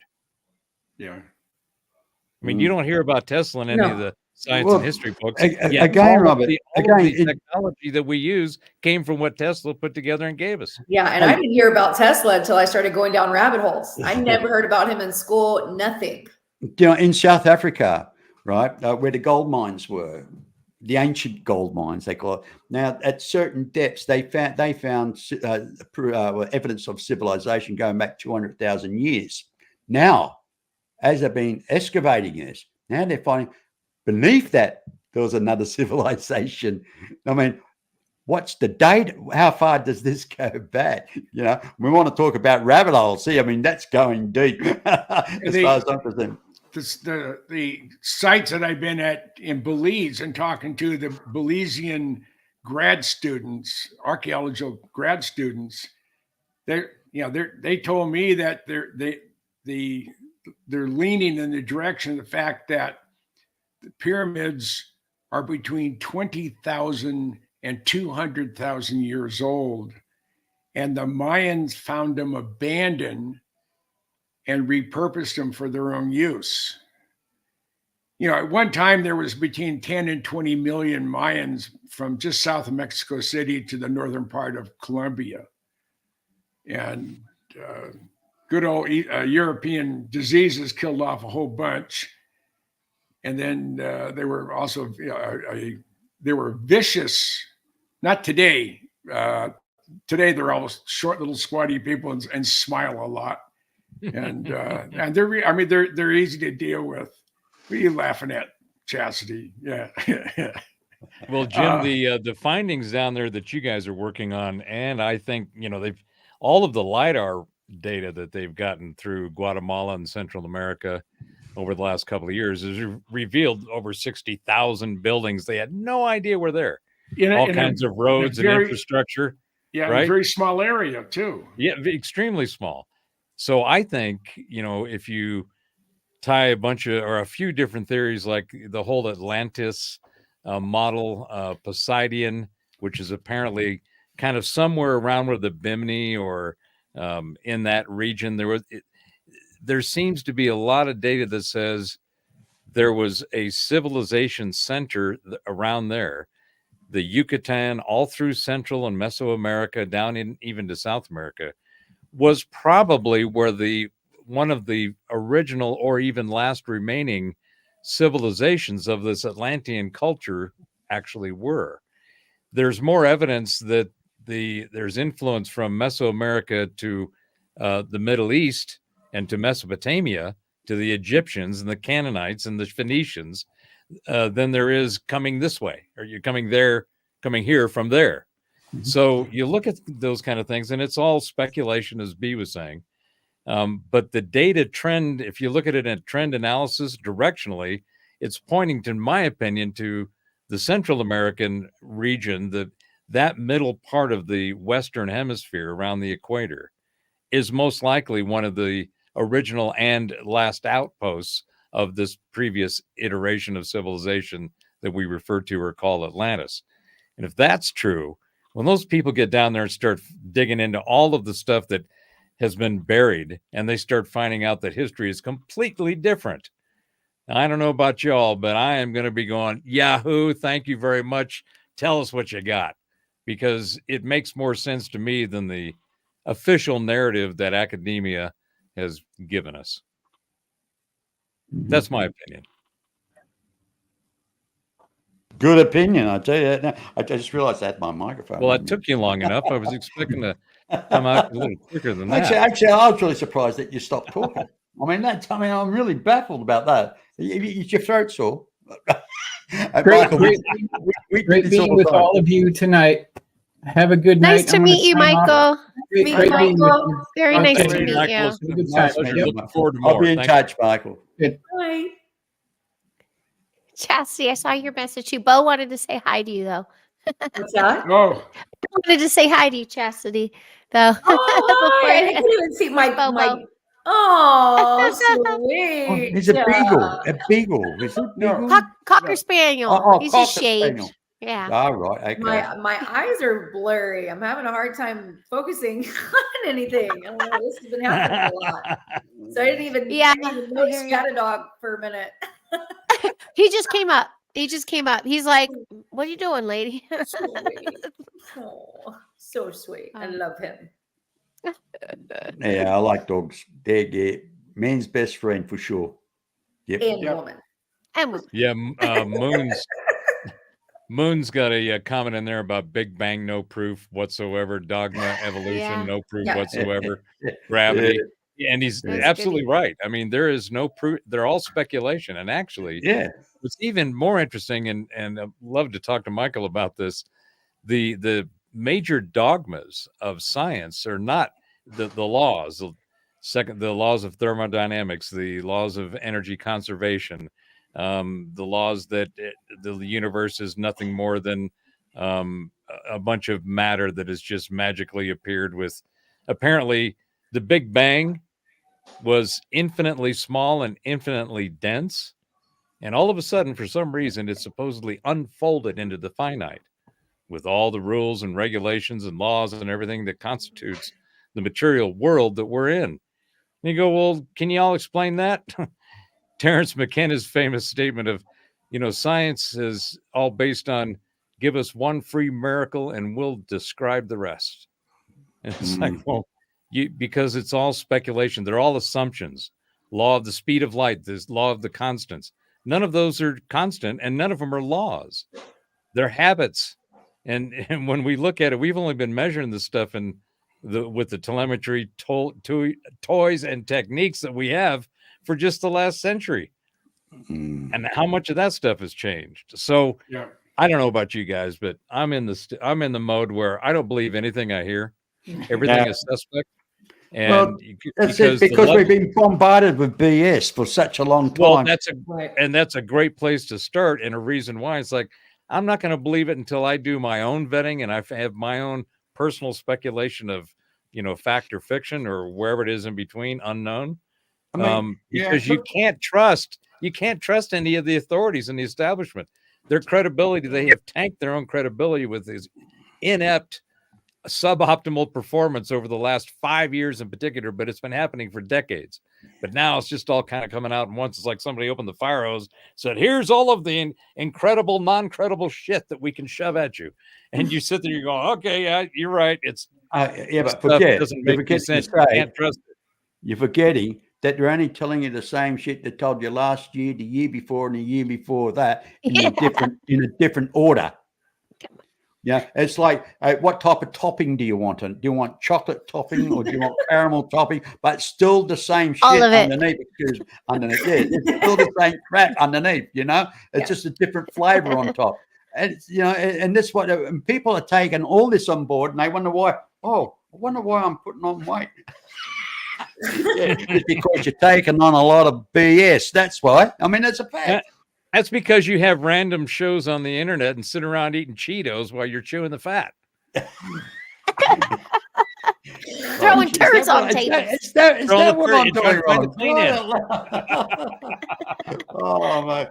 Well, come on, Jim. Say something, mate. I see you. I'm just searching the web. Yeah, I know. Hey, I wouldn't be surprised if he's looking at Dancing Girls or something like that, knowing Jim. Then I would be totally distracted. So you'd be saying, "I got to go. See you later, guys." I've seen that look on his face before. He's over there cooking up something in that noggin. Yeah, We're gonna get it in a minute. I know you received it. I sent an email out earlier today called "UFOs in Argentina." Was the title? It was a very fairly short clip. And I can't seem to find where I put it, but it did go out, and I was wondering if I think when it went to you, Heidi, as well. Oh, I didn't see it. Messenger or my email? Oh, you have my regular email. Email, yeah. Yeah. I didn't see anything. Maybe that's why you can't find it. Hey guys, how do you like my background there? Hey? Mr. B. I know it's been. It's so great, Mr. B, when you're sitting perfectly centered. The wings are there, and then the light is on your eyes, so it looks like your eyes are like these. It's like Robert's halo. Yeah. Well, it's like this is where the buzz happens. You know what I mean? Everybody. And the bee. Yeah. That's awesome. Yeah. But oh. My missus got me that some time back. Yeah, I thought, I felt corny wearing it, but I think it's great. I love it. Yeah. Oh, look at my rabbit. Oh God! Love Chastity's smile. It glows. Yeah. I was wondering, B, if you were starting a line of merch with B for the team bullshit. Well, no, that'd be like a turd on the table sort of thing. Oh, that would be a different emoji. Okay. Yeah. That's great. Actually, I could put BS in the front and a turd on the table at the back. So there you go. So just tell you to go buzz off, huh? That'll be it. Well, I can use more colourful words than that, Jim, but I won't say it in front of these ladies. Thanks, Moon. I have a feeling. Listen to my cousin Cookie and some of her girlfriends. We have nothing on women when it comes to potty mouth. So, right. That's been my experience. These two ladies we've got here, right, Heidi and Chastity. I have never came across ladies before my whole life that are so bubbly. I woke up one morning, just half asleep, and there's Chastity doing this dance thing, and Got you moving, right? You were like, talk about disco queen. I mean it. She was putting these young fillies to bloody shame. She was really shaking the booty there. You know what I mean? I know. I watched it. Yeah. She's a young filly herself. Yeah. And then there's Heidi. You know. And I mean,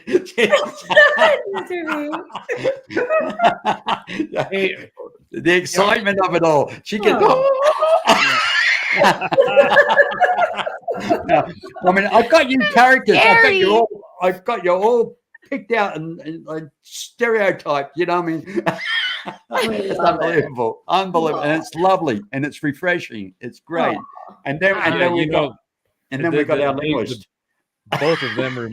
Both of them remind me of a fine glass of champagne. You know, it's got that sweetness to it, and it's got the little bubbles and stuff. And you take that first swig, and it bubbles in your face, and you're like, with your nose, and you're like, oh, this is wonderful.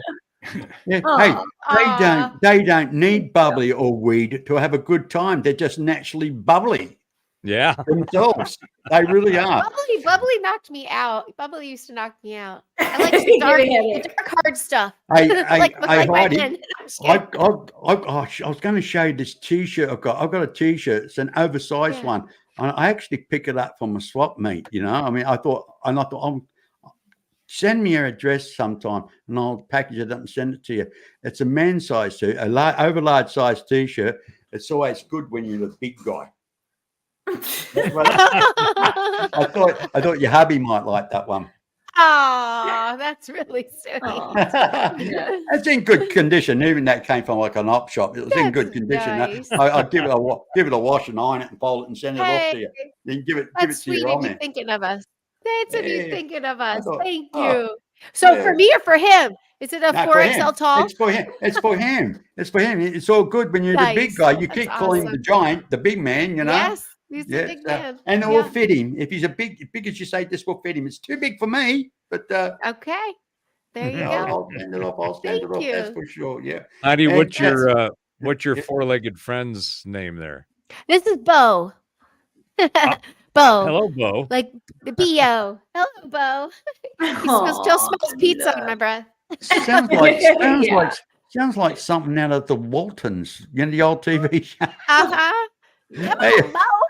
Yes, Bo. he knows what we're talking about. You know, he rescued him. He was speaking of the 101 that Michael was talking about. He was running on the on-ramp. Now you're talking Jim's talk. Jim's a rescuer. Yeah. Yeah. He's and he was a puppy. He was like a puppy mill. He was overbred, probably a runt or something. He had a funky jaw. And he was running on the on-ramp and found him, and he had Arizona tags. No one answered. This lady who finally called back said, yeah, send us money. You can keep him. And we're like, he's been with us 2 weeks. Hey, by the way, guys, just give me a moment. I'm going for an undrink. Are you serious, Heidi? An undrink. I've got to go for an undrink. Okie doke. What? Oh, are you going to take a wee? Yes. I call it. Listen, guys, I want to go and do a slash, or I want to go and point Percy at the porcelain, or whatever. Drain your lizard. These old guys and the bladder issues, right? I mean, it's something that if you don't take care of, then everybody gets to unenjoy what you have to deal with. So go ahead, B. I'll be back in a minute. Oh, jeez. That's funny. So Heidi, 2 times in one day. I know, right? We're on a roll, man. I'm feeling tired. That's why my glasses are on. I'm like, I had got up early for that one, just to do my morning routine. I was actually on with Sherry before y'all went on. So that's what she said. Yeah. That's tomorrow night, right? Are you tomorrow night? Is it airing tomorrow? I forgot what she told me. Okay. I think I saw the thumbnail. I think I saw the advert. I put notifications, so it's already up. Yeah. I mean, it's not airing. No, it didn't air. It just said notification, scheduled. So it's coming. So, okay. Yeah, good for you. I love that. Yeah. That was fantastic. And I'm honestly, I asked her 2 days ago, so I was so excited she could do it. You know, it was just like it was a chance, and I really thought that was a beautiful dynamic with Mr. Bauer. Yeah. They had a nice balance. I'm like, Mr. everything Bauer. happens That for a made me reason. emotional when Robert. I started crying. Oh my We gosh! all And felt then it. I Yeah. know, and then my dumb ass is like, "Yes, we garden." After you just cried, it made me cry. I was like, "We're gardeners too. What about you, Sherry?" And she's like, "Well, I just want to address what Robert said." I was like, "Oh yeah." Yeah. I was trying not to cry.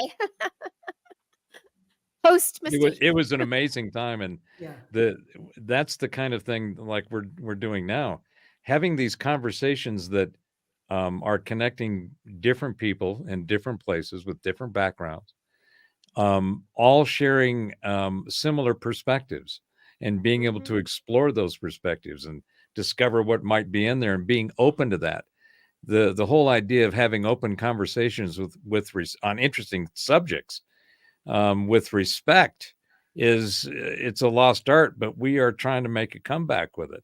I mean, you have got to have the ability to throw your stuff on the table and know that it may or may not resonate, but you have to throw it with the caveat of, this is my opinion, this is my speculation, not sure about this or that, but what do you think? And somewhere along the line, you'll find some middle ground with someone, even if they don't agree with you 100%. Right. Right. Yeah. Right. Yep. We're building community. That's the spiel. That's the shtick. Yeah. Let's build community. Yeah, and it's so wonderful to experience it when it happens, and doing it, impromptu, live, throwing your stuff out there, and taking your laundry and hanging it out in front of everybody on the interweb. It's like, well, you got to have Oh my some. God! You got to have some sense of either humility or lack of respect for yourself to be able to say, I'm just gonna throw it out there. Oh no, lack of respect. I think that's what I said. Yeah. But I mean, you have to have at least that. But if you have at least enough confidence in thinking about knowing who you are as a person, and knowing that you may not know it all, but you at least the grasp that you have, you'd like to share and exchange with others. And that ability to do that is part of I think the human experience. One of the reasons we iterate in these carbon-based meat sacks, so that we can experience this emotional extremes and realm of just magic and wonder, and trying to keep it real enough to have fun with it and learn from it. So I like your description. Carbon-based meat sacks. Yes, meat sacks. There's the shirt. That's what it sure as hell feels like, especially right now. Well, that's the non-political but scientifically accurate definition. Yeah. Nice. B, I love that shirt. There you go. I love that shirt. Yeah, we'll organize it later on. Yeah. Nice. Well, do you know what I was just talked to the class this week? We were talking about what were we talking about? I think one of the characters in our play, we're kind of doing this take. Well, I'll tell you about it in a minute, but it was about getting in your body, out of body versus in your body, and like processing or whatever. And then they're just talking about bodies. Aren't our bodies amazing? Like, look what we can do, and and we're doing theater games and stuff. And then I said, "You guys know what I call my body?" And they're like, "Miss Heidi's body," and I'm like, "It's my meat suit." And they're like, they thought that was, and then I heard him on the playground, like, "Get your meat suit over here." We're running our meat suits around the track. Let's go. Meat suit race. Nice. I haven't had a call from a parent yet, so this is good. Well, that's the thing, is that when you get real about reality, you have to acknowledge some fundamentals. Meat suit, carbon-based meat suit, meat sack. One of the things that, and I'd love to talk to Michael again about Aztec, he didn't mention, which is in the middle of that date range from 41 or 33 to 49. And I'm going to be going there in about a month and go check it out myself. It's like, this is going to be amazing, because that was the Oh, one where wow. they crashed on a mesa or a plateau, and they had to go in and sequester the whole area, and they built concrete platforms in order for the aircraft to come in, the helicopters come in and lift this thing out, because they couldn't take it on any roads. I think I want to go see what the frequencies are like there. I bet there's a remnant frequency stamp that I would like to try to find and tune into. But we're getting this amazing exposure of all this incredible knowledge, and it's all the real stuff. And it starts with being able to be real with yourself and who you are, and then let's go play with this reality thing and all this new data, because it's pretty interesting in my book. In fact, it's damn curious. So if you have a overly fertilized field of imagination like me, your curiosity gets in there and runs around and gets lost in the stocks. And it's awesome, because there's so much awesomeness to be had. I'm sorry if my optimism may be a little overbearing, but I've had an incredible day, and I'm just kind of letting you all have It's it. not overbearing. Optimism's I love it. awesome. Yeah. I loved it. We had just a little Japanese or show. What's it called? The movies with Anima? sub dub or whatever. Oh, The dog's barking, and I was like, "Oh, it's not him," but I could hear the dogs. Never mind. I'm so tired. I do have to dip out pretty soon, though. I hear same. everybody's fading a little bit. I love the optimism power. That's what it's all about. So you were circling back for Mr. B about the power of positive thinking. I missed the That's right. beginning. I'm sorry about that. It's all right. You've got to be optimist. Yeah, you got to be an optimist. I mean, look, be honest. I mean, I won't go into too depths, but I've been going through my own little problems lately, and of course, it can pull you down and make you feel bad. But my way back is to think positive, and focus on yourself. It might sound selfish, but you've got to focus on yourself. Bugger everybody else. Don't give a shit what anybody else thinks about you or what they say or whatever. Just focus on yourself and say, "Hey, I am more than a conqueror. I can overcome this too." Because hey, I'm 73, going on 74 in a couple of months. I've been through a lot in my life. I know I've been through, and this is just water off a duck's back compared to what I have experienced in life. And Jim would relate to that. And that's life. That's what you call living life. Living life is about falling over, kicking your toe, and swearing 5 different languages. You know what I mean? I look back, what I've done, and there's some things I've done that I even 30 years later, I'm dumbfounded I was able to pull it off. Really? I mean, or you wonder how come you never ended up in jail. I came close. Trust me. If I've been caught for a lot of stuff I did, I would still be living in Kansas. Yeah. Still be in jail. Actually, I was talking to, if you don't mind me butting in here, I was talking to a good friend of mine, and I says, "Well," he says, "I love to go and live in America or Australia, from the UK." And I said, "Well, why don't you?" He says, "Because I've got a criminal record." And I said, "Well, if you don't mind me asking, what is it?" He says, "It's weed. I got busted with weed." And I said, "Yeah, well, I can't see how they can knock you back going to America to live when you were a kid, you got busted with weed, because they're making the frigging stuff legal over there. I mean, they're going to make you pay for something that it's legal now. You know what I mean?"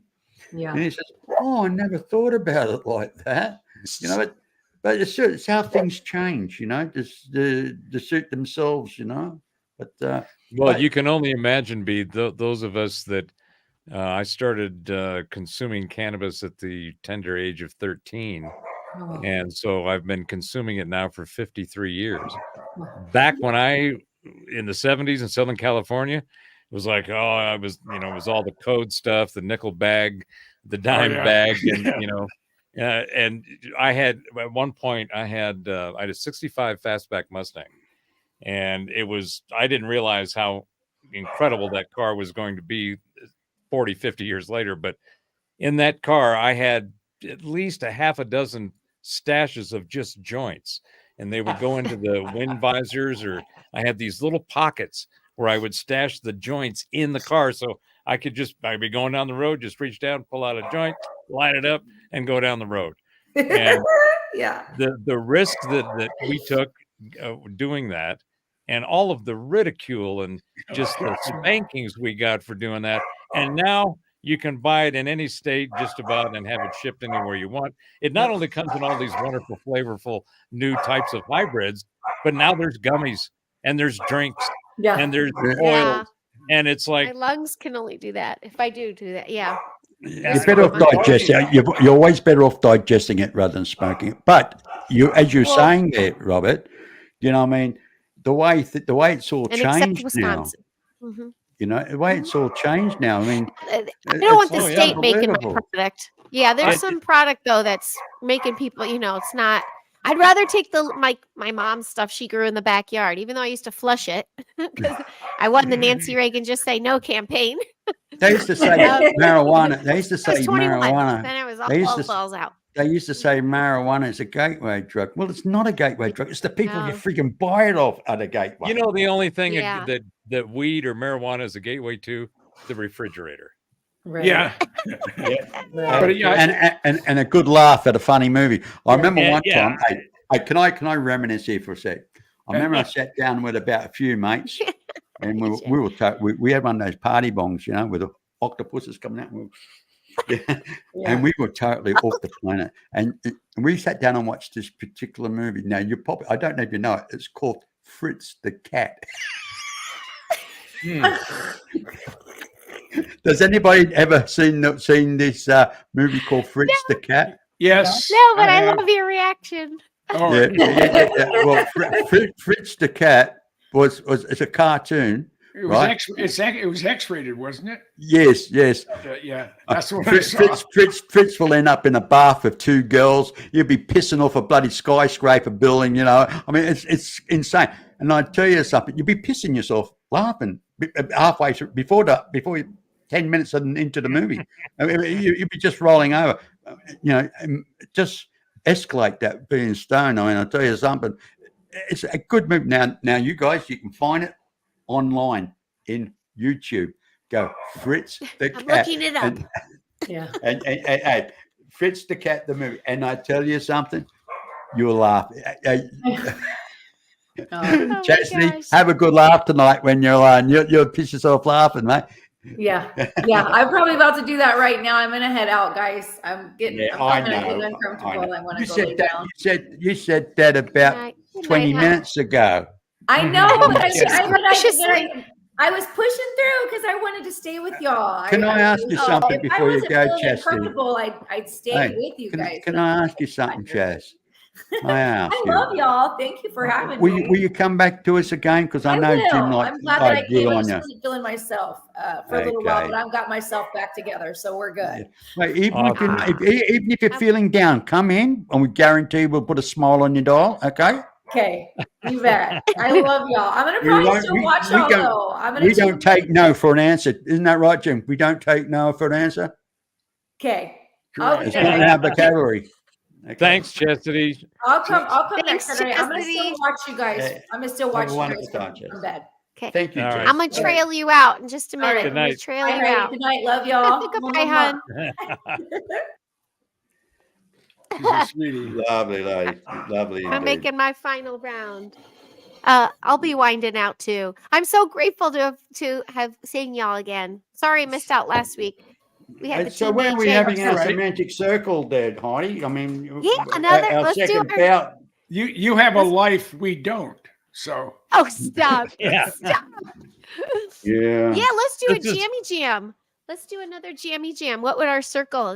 I was thinking that across the planet, get together, pals from across our little geo points, lighten up the geo points. Neil would like that. Neil, he had a wonderful show. Did you watch his show yesterday? It was really good. Well, I caught the last 15. I tried to get him to do a cartwheel, but he couldn't see my comments because I saw that patch of grass. But I did get a very interesting message after. I think he had hit the pub. Yeah, he called me up about 2 in the morning, 3 in the morning. No, it's actually about 4 in the morning. He was pissed. I'm saving that one. I'm going I to said, air "You're that. drunk." I said, "You're drunk, aren't you?" And he said, "Yep." Yeah, he's having a way. He's staying in this old Tudor house within the castle's grounds, right? Yeah. So, and it's gorgeous, It's absolutely gorgeous, And he loves the castles. He really does, So Hey, it's anybody out there, wonderful. look for Castle Dude on YouTube. Hey, Neil is a great guy, and it's educational. It's fun to look at the castles, and also it's got a touch of spookiness about it, And it's nice. It's a good show. Good. Yeah, and the castles do too. Neil is spooky enough, but those castles Those are castles spooky spooky too. too. Yeah, it's excellent. Hey, Martin, you got a shirt coming from Oz. The Giant's here. Will you say hi? Yeah. Show him. Hey, will you walk? You can't. He won't. She's in the. It's all good. You're with the big dude. He just watched his MMA fights. I've got to watch it. I got to watch it at 9, and I'll pack it up and send it off to you. Oh, I'm taking a screenshot. Hold it up. There you go. Okay. Screenshot. Hold on. Let me open it up first. Hold it. Can't resist. Thank you. That's so cool. Perfect. Perfect. But anyway. All right. Yes. Awesome. Well, I'll make my I'll bow out. And yes, I'll plan out that circle. I'm on spring break soon, so I'll be bugging y'all every day. Oh, yeah. Okay. Sweet. Hey, you have a wonderful evening. Okay. And thank you. Yeah. Do the same. Yeah. Make sure. Jim, good to see you, Jim. Make sure the big dude spoils you rotten. Okay. You got it. Absolutely. Yeah, his patience is a lot of spoiling too. I just got gifted all these hand-me-downs. They're like covering the upstairs. I'm doing spring cleaning. So I'm like, I'm going to take this closet apart and this closet, but I forget to put it back. So it's like everywhere right now.